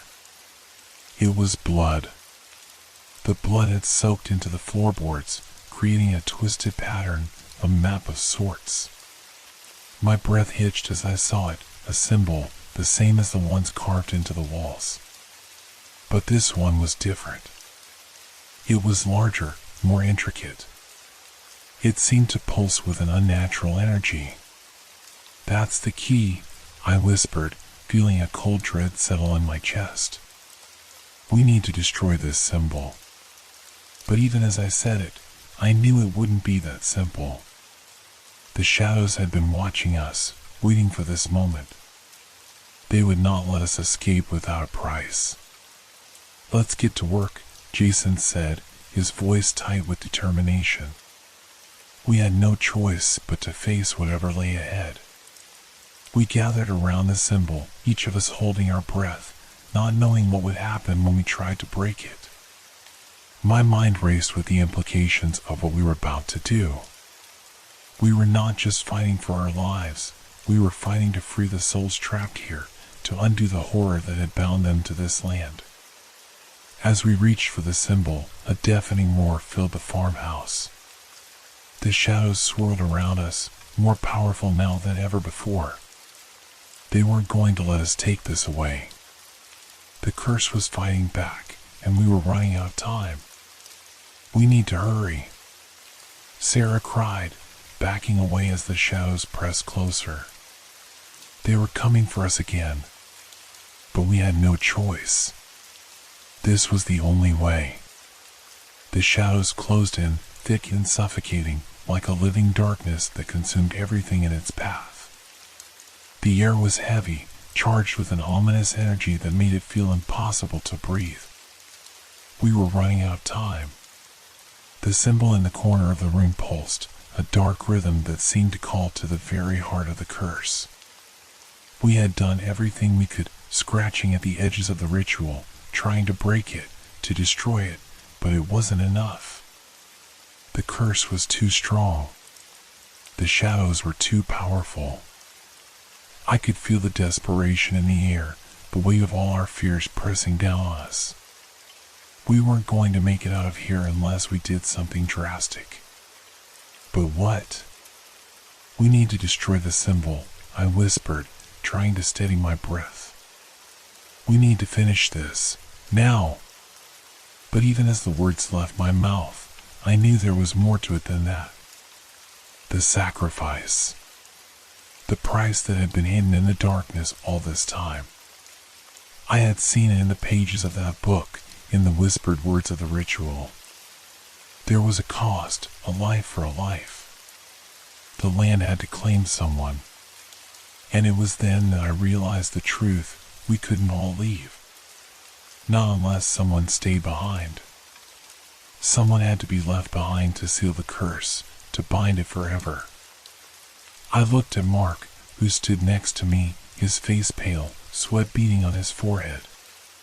His eyes flicked between the symbol, the shadows, and the group, his mind clearly racing as the situation worsened.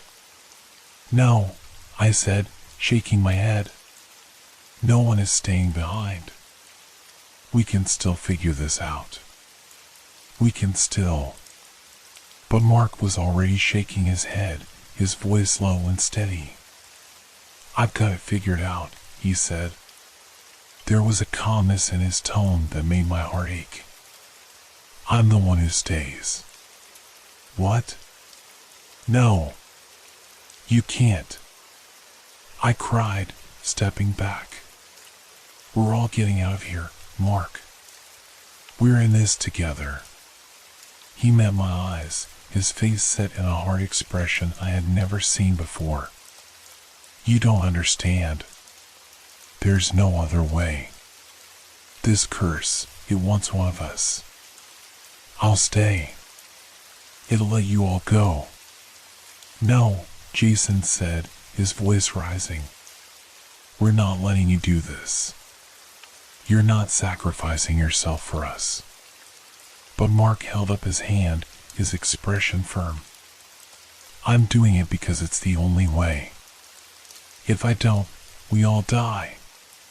The shadows will take us, all of us. But if I stay, you all have a chance. A chance to live." I felt my throat tighten, the weight of his words settling heavily on me. He was right.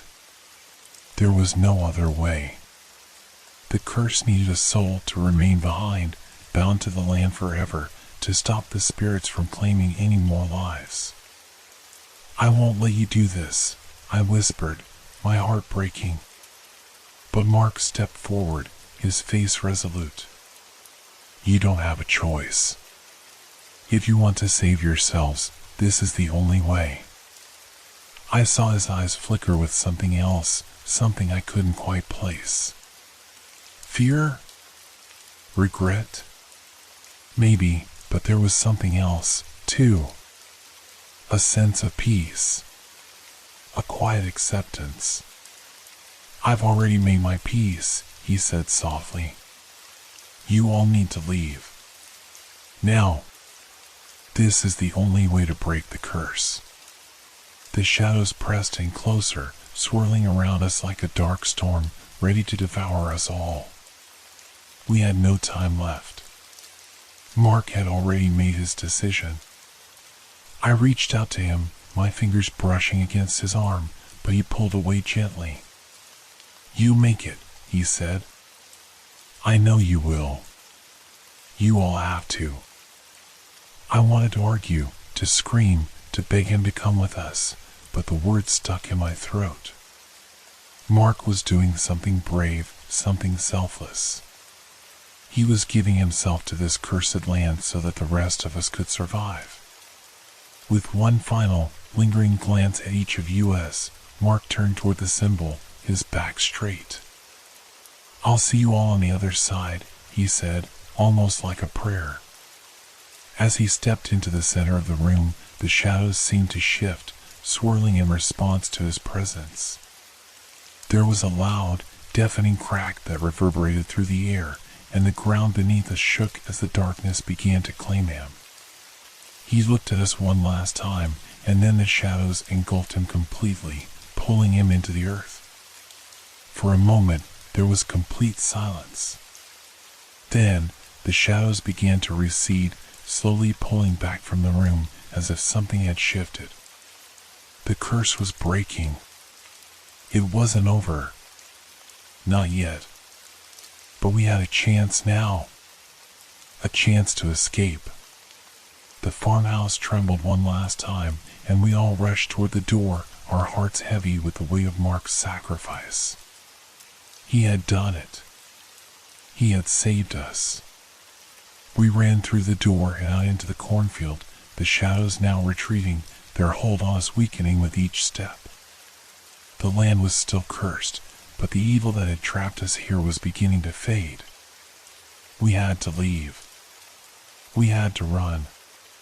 But I would never forget the price we paid to be free. And I would never forget Mark's final act of bravery as he gave himself to the shadows to break the curse that had nearly destroyed us all. We ran. We didn't look back.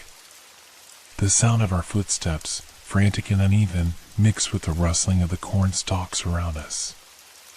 The shadows seemed to pull back as we moved, but we could feel their cold presence, lingering like a dark cloud over our heads.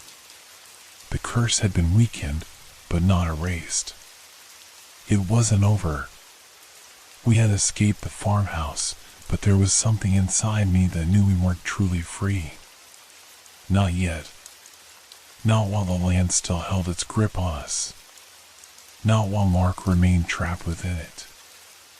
I could hear Jason's labored breathing behind me, the weight of the night heavy in his steps. Sarah was close too, her eyes darting nervously between the rows of corn, as if expecting the shadows to leap out at us at any moment. But it wasn't the shadows we had to fear anymore. As we reached the edge of the cornfield, the first sign of daylight breaking through the horizon, we finally stopped to catch our breath. My heart was pounding, my body aching from the relentless sprint, but the fear, that sickening, gnawing fear, was still there, curling in my gut. We're out, Sarah breathed, as if saying it aloud would make it real. She wiped the sweat from her brow, her hands trembling. Jason didn't respond. His gaze was fixed on the path ahead, his face pale as if he couldn't quite shake the horror of what we had just experienced. I looked at him, trying to gauge his thoughts, but his eyes were distant, haunted. It's not over, I muttered, barely able to hear my own voice over the rushing of blood in my ears. What do you mean, it's not over? Jason's voice broke, a mix of frustration and exhaustion. He turned to face me, his expression cracking. We're out. We're safe. No, I whispered. Mark. A heavy silence fell over the group. The name hung in the air like an unspoken truth, a painful reminder of the cost of our escape. Mark was gone, lost forever to the shadows, to the curse. We should have stopped him, Jason said suddenly, his voice low and filled with guilt. We should have tried harder to stop him. There was nothing we could do, Sarah replied softly. He chose this. He knew what he was doing. But even as she said it, I could see the uncertainty in her eyes. We had all seen it, the courage in Mark's eyes when he stepped into the darkness. The selflessness, the acceptance of his fate. But it didn't make it any easier to live with. We started walking, the sun barely rising above the horizon, casting long shadows behind us. The first few steps felt like a dream. It was too quiet, too still. I kept expecting to hear the sound of Mark's voice, calling out to us, telling us to hurry. But he was gone, and the silence left a hollow ache in my chest. We had made it out, but the toll of what we experienced was just beginning to set in. As we reached the road, I noticed something strange. A flicker in the corner of my vision. I turned, half expecting to see the shadows moving again, but it was just a trick of the light. Still, the feeling of being watched, of being followed, didn't leave me. I kept looking over my shoulder, half expecting to see Mark standing there, or maybe the shadows still trailing behind us, waiting for a chance to reclaim what they had lost. I wasn't sure if it was the lingering fear or the trauma of what had happened, but I couldn't shake the feeling that we hadn't truly escaped. Not all of us had. Not really. We finally reached the car, but as we climbed inside, I noticed something else, an old, cracked photograph pinned to the windshield. It wasn't one of ours. The photo was black and white, faded with time, showing a group of people standing together in front of the same farmhouse we had just fled from. They were all smiling, oblivious to the horrors that had been waiting for them. At the bottom of the photograph, written in faded ink, was a single word, escape. But that wasn't the part that chilled me. It was the faces in the photo, faces that I recognized. All of us. And Mark. The realization hit me like a punch to the gut. We hadn't escaped. We were trapped. Trapped in a cycle that had already claimed us once and would surely claim us again. There was no getting away from the field, from the shadows, from the curse. It followed us, buried deep in the land, in the darkness, in the very air we breathed. And no matter how far we ran, no matter how much time passed, the ghosts of the field would always be with us. Forever. It had been days since we left Nebraska. Days since we had escaped the cursed field, yet it felt like we never truly left. The car ride back had been long, silent, and filled with an oppressive weight none of us could shake. We didn't speak much. Words seemed useless in the face of everything we had experienced. How could we explain it? How could we make sense of the nightmare we had barely survived? We arrived home to the familiar sights, the neat rows of houses, the paved roads, the comforting hum of everyday life. But everything felt wrong. The air was too thick, the sunlight too bright, and the mundane noises of the city felt almost mocking. I found myself looking over my shoulder every few seconds, expecting to see the long shadows stretch out behind me. The normal world seemed too ordinary, too untouched by the horrors we had faced. I couldn't look at Jason or Sarah without seeing their haunted expressions. They, too, were different now. The bright, carefree versions of themselves that had been so alive and vibrant before the trip were gone. Now, Their faces were drawn, their eyes distant. They moved as though they were sleepwalking, going through the motions of life, but not really living it. As for me, the shadows seemed to follow me everywhere I went. In the corners of rooms, in the reflection of glass, in the quiet moments when I was alone with my thoughts. The farm, the cornfield, Mark, it all lingered in my mind like a ghost that refused to leave. No matter how far I ran, I couldn't outrun it. The memories haunted me, gnawing at my sanity, twisting the ordinary into something dark and threatening. Days passed, but the world continued on as if nothing had changed. People went about their lives, unaware of the terror we had faced. We tried to return to normality, to convince ourselves that it was just a bad dream. That what happened in Nebraska was some twisted figment of our collective imagination. But deep down, we all knew the truth. The curse hadn't just been confined to the field. It had infected us, and it was slowly consuming us from the inside out. I found myself sitting in the same place as I had sat before, but nothing felt the same. The room felt colder, emptier. The walls of my home seemed to press in on me, suffocating me with their familiarity. I would sit in the kitchen and stare at the window, watching the trees sway in the wind, and wonder if the shadows were still out there, waiting for me to slip up. To return. One night, Sarah came to visit. She was quieter than usual, a pallor to her skin that hadn't been there before. We sat together in silence for a long time, neither of us speaking. It was as though neither of us could put into words the things that had changed within us. I could see it in her eyes, the same emptiness that I had been feeling. "I keep hearing things," she said finally, breaking the silence. Her voice was soft, trembling. "In the house. Footsteps. Whispers. It's like they're still there, following me." I didn't know how to respond. I wanted to tell her it was just in her head, that the fear was fading, but I couldn't. I couldn't even convince myself of that anymore. The shadows were still with us.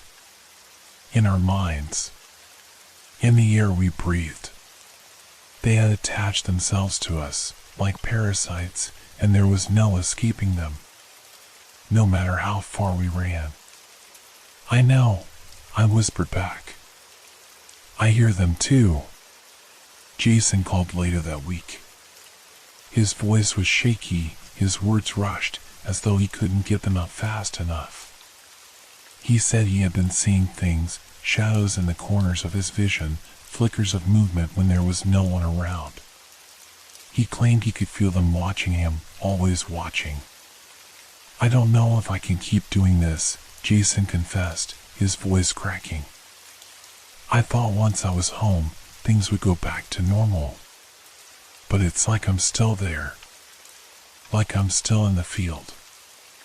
I can't escape." I didn't know what to say to him. I had felt the same way, but I had no answers.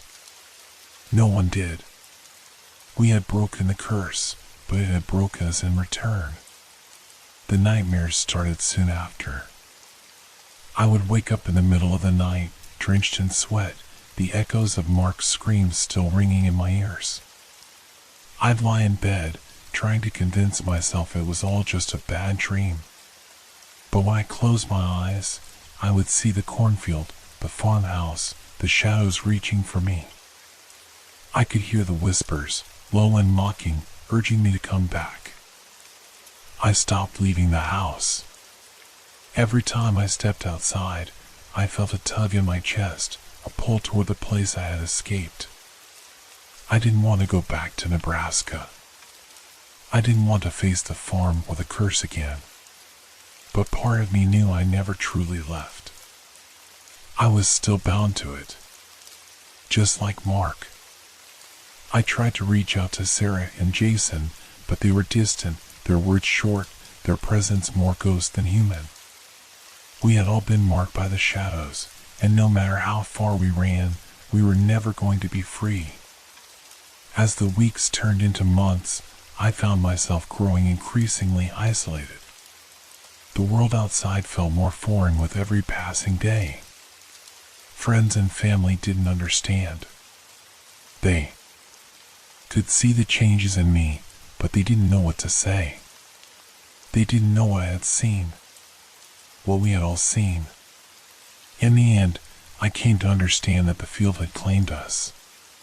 Not in the way we had feared, with death or physical destruction, but in a far more insidious way. The shadows had marked us, branded us with their curse. We would live, yes, but we would never be whole again. I never went back to Nebraska. I never saw Sarah or Jason again, though I sometimes wonder if they're still out there, somewhere, still haunted by the same things. Maybe they're still hearing the whispers, still seeing the shadows. Maybe they've become part of the land, too. But as I sit here, staring out the window, I know one thing for certain: the field is always watching. And someday, when the shadows are ready, they will come for me again. And this time, I won't be able to run. The days began to blend together. The mundane motions of life, waking up, going to work, eating meals, felt like rituals I performed without truly living them. The shadows of that cursed field had followed me, not physically, but in a deeper, more haunting way.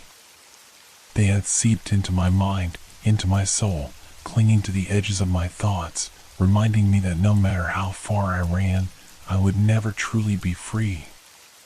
It started small, at first. A flicker in the corner of my eye. Something tall and dark, just outside my line of vision. I would turn quickly, but there would be nothing there. Only the lingering feeling of being watched. The first time I saw it clearly, I was in my living room, staring blankly at the television. The room was quiet, too quiet, when I caught a glimpse of it, a shadow, impossibly tall, standing motionless just beyond the open doorway to the kitchen. My heart skipped a beat. I blinked, thinking my mind was playing tricks on me. But when I opened my eyes again, the figure was still there, lingering in the threshold. Its shape was indistinct, its form shifting, as if it were made of darkness itself. I jumped to my feet, my heart pounding. But as I walked toward the doorway, the figure vanished. Gone. Just like that. I stood frozen in the middle of the room, a cold sweat trickling down my back. The air felt thick, oppressive. I could feel something pressing in on me, closing in from all sides, and yet when I looked again, everything was still. There was nothing. No shadow. No figure. Just the empty space, the quiet of the house. But I knew what I had seen. It wasn't a trick of the light. It wasn't my imagination. The shadows were here. And they were watching me. The next few days were filled with more of the same. Flickers of movement just outside my line of sight. Tall figures looming in the periphery of my vision, their forms shifting and twisting, always just beyond reach.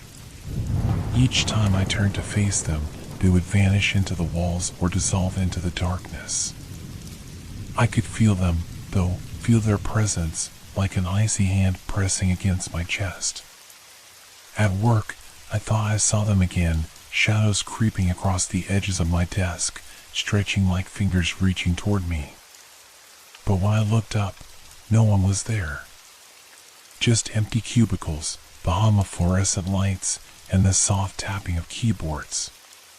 The noise of normalcy. The noise of life moving on while I was stuck in this prison of fear. I began to sleep with the lights on, but it didn't help. The shadows still found their way into my dreams, tall, black figures chasing me through a never-ending field of corn. Their whispers echoed in the wind, their cold hands reaching out, dragging me back to the place I feared most. It was that night, lying in bed, staring up at the ceiling, when I first heard it. A faint whisper, so soft I almost thought I imagined it. "Get out." I froze. My blood ran cold. The words echoed in my ears, reverberating like a distant scream. I turned my head slowly toward the doorway, expecting to see one of the shadows standing there. But there was nothing. Just the dim light of my bedside lamp casting strange, shifting shadows on the walls. But the whisper came again, louder this time. "Get out." I bolted upright, my breath shallow, my heart racing. I knew that voice. I knew those words. It was the same whisper I had heard in the field, the same voice that had warned us, urged us to leave. I could still hear it, as if it had never left, clinging to me like a curse I couldn't shake. I threw the covers off and rushed to the hallway, but no one was there. No shadow, no figure. Just the silence of my empty house.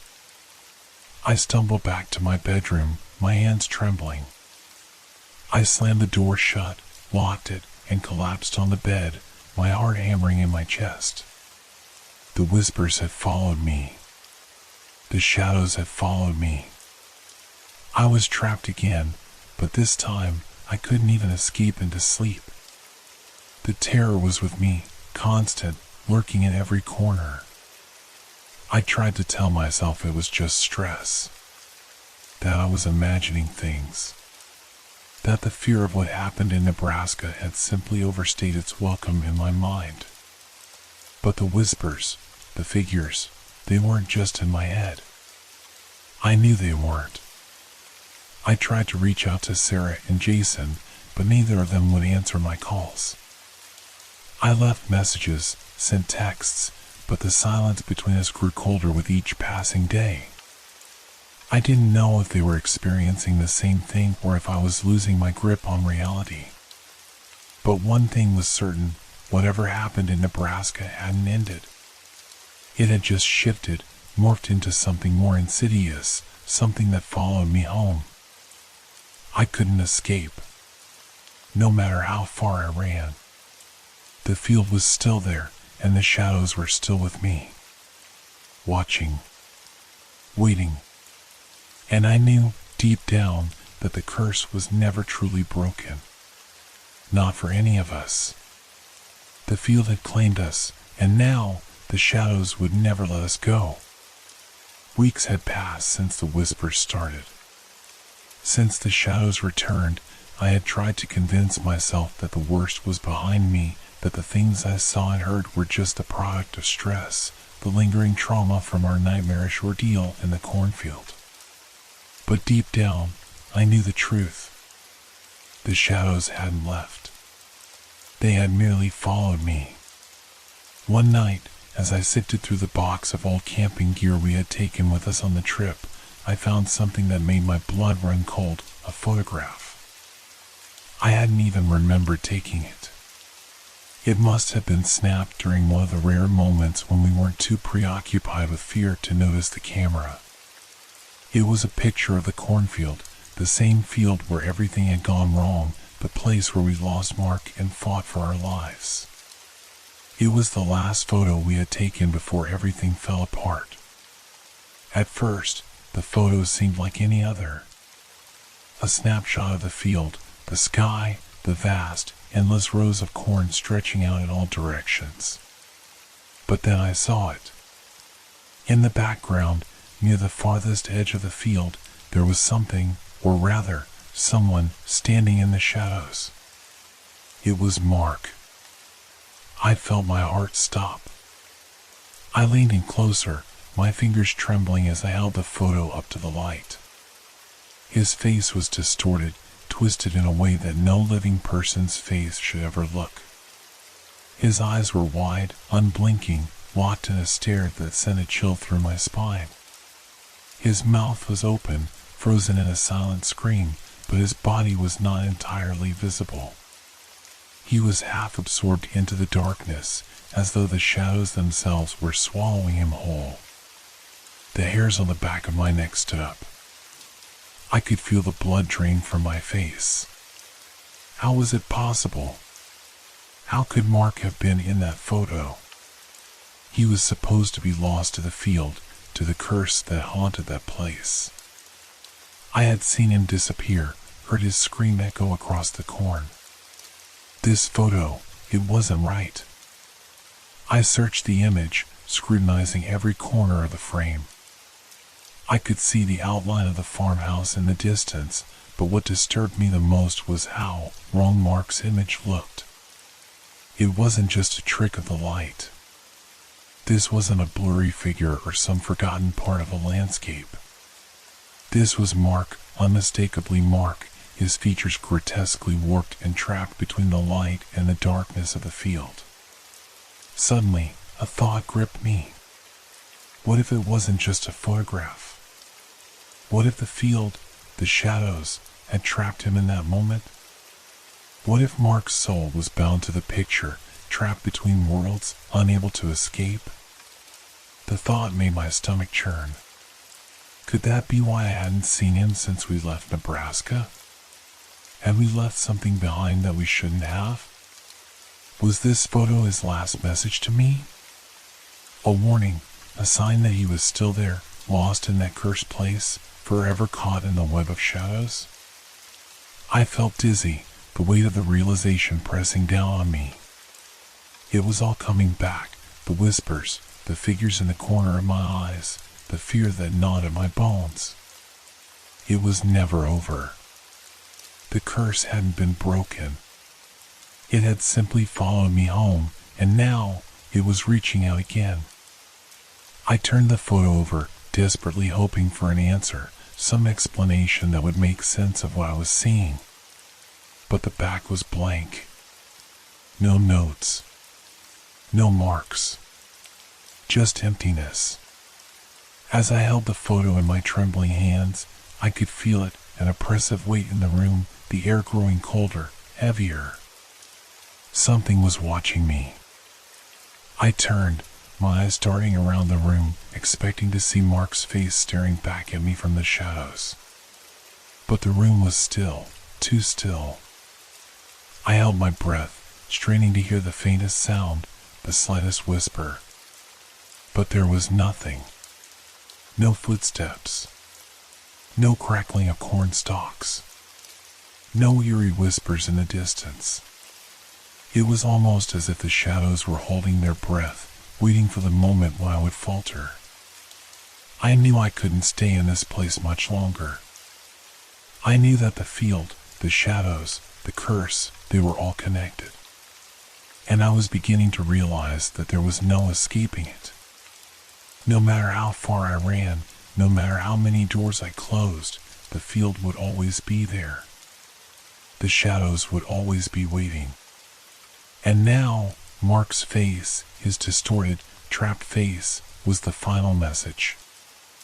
I had been foolish to think I could escape it. The curse wasn't something that could be outrun. It followed, it haunted, and in the end, it took.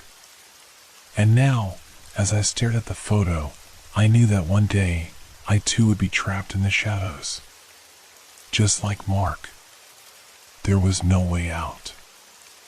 I thought I could outrun it.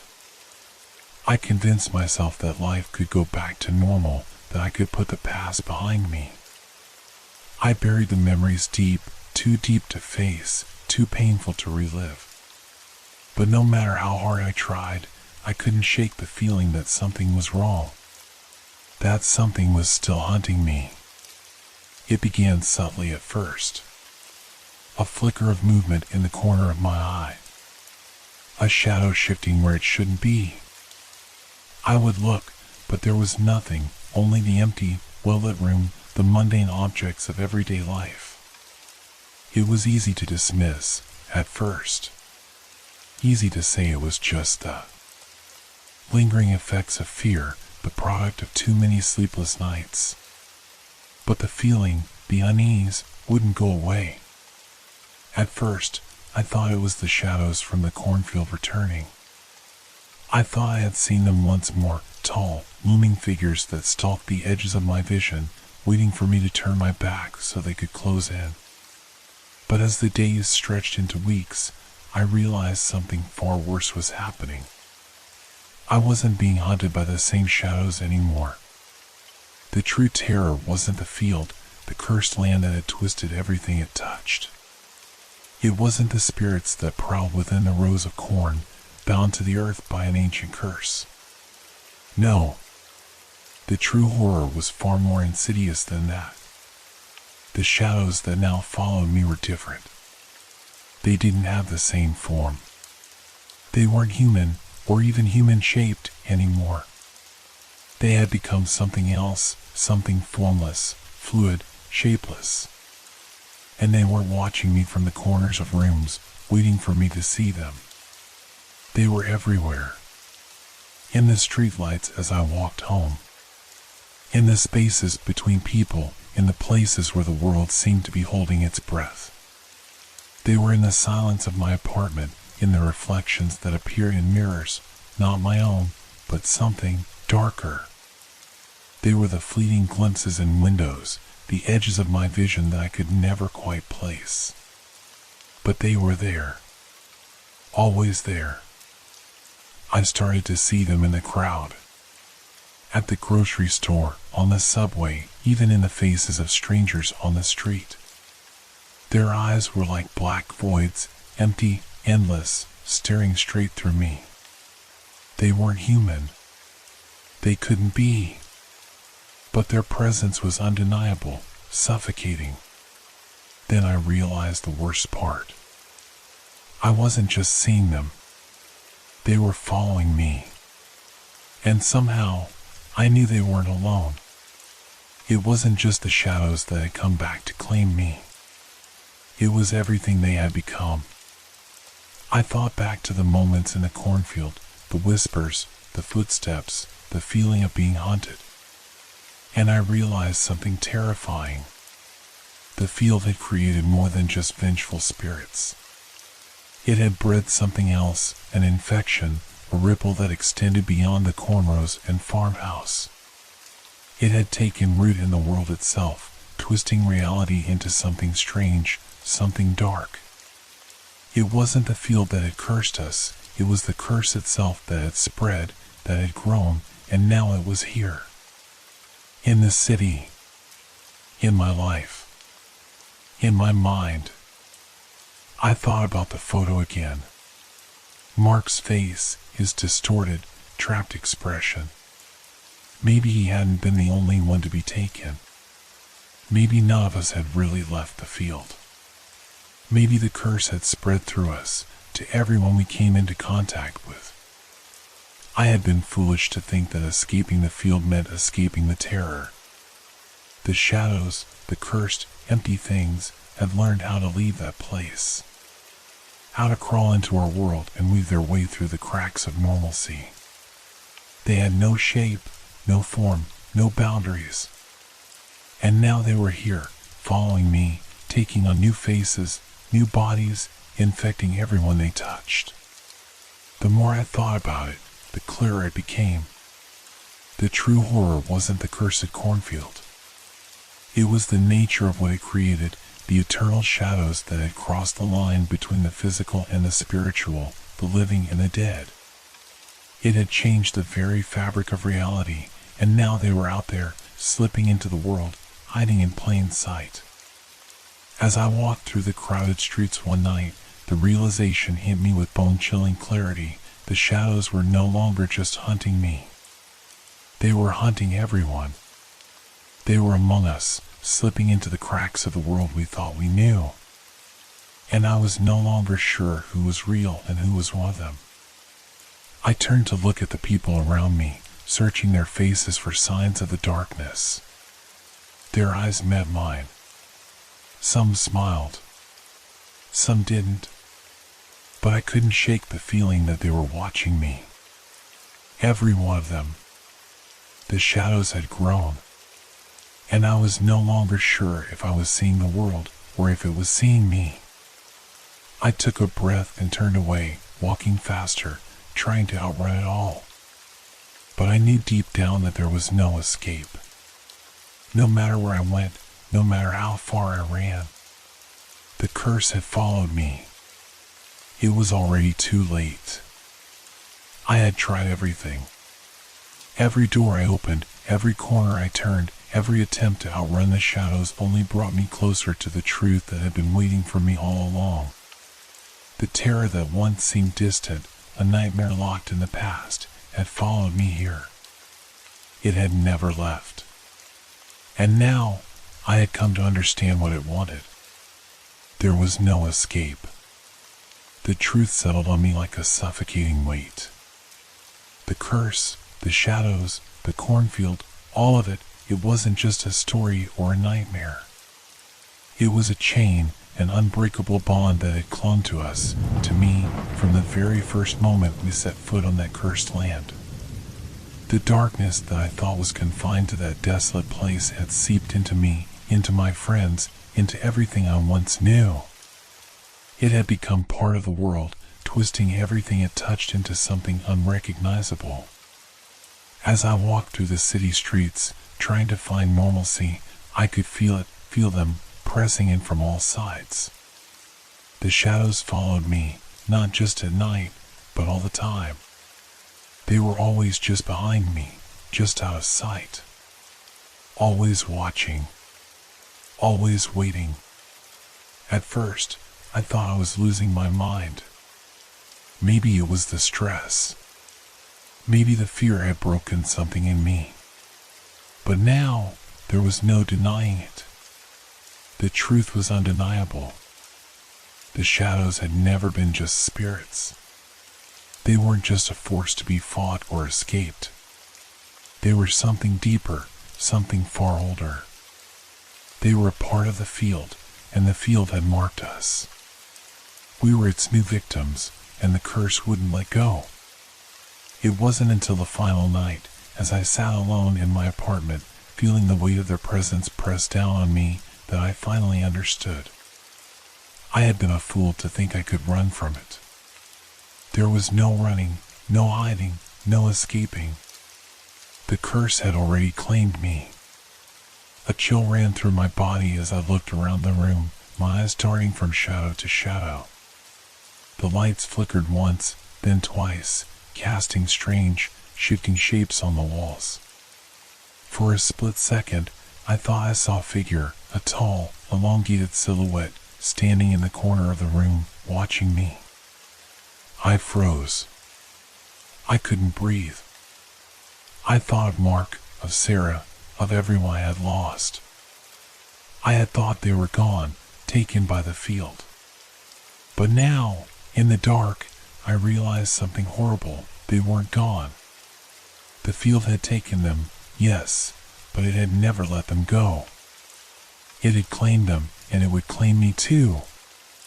The figure in the corner shifted, stepping closer, its form becoming clearer, its features now as familiar as my own reflection. It was Mark, but his face was twisted, contorted in a way that made my stomach churn.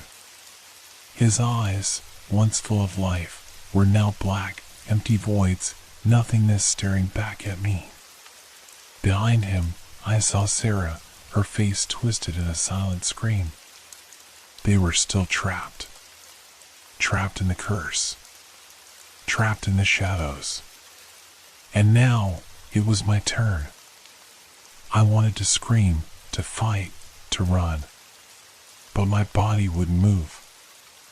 I was paralyzed, frozen in place, the weight of their presence closing in on me.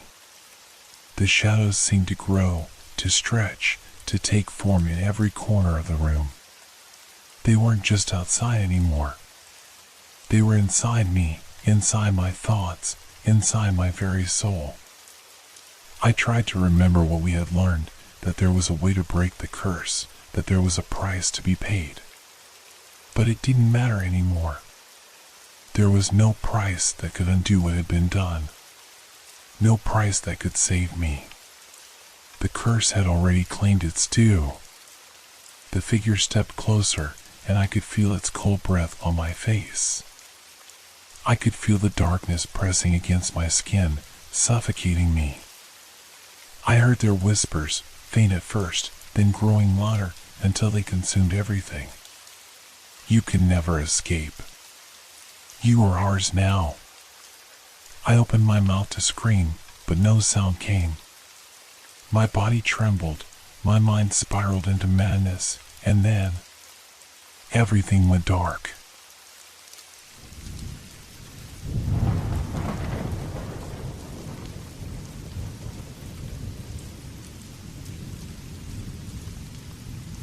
Hope your dreams are filled with fear. Good night.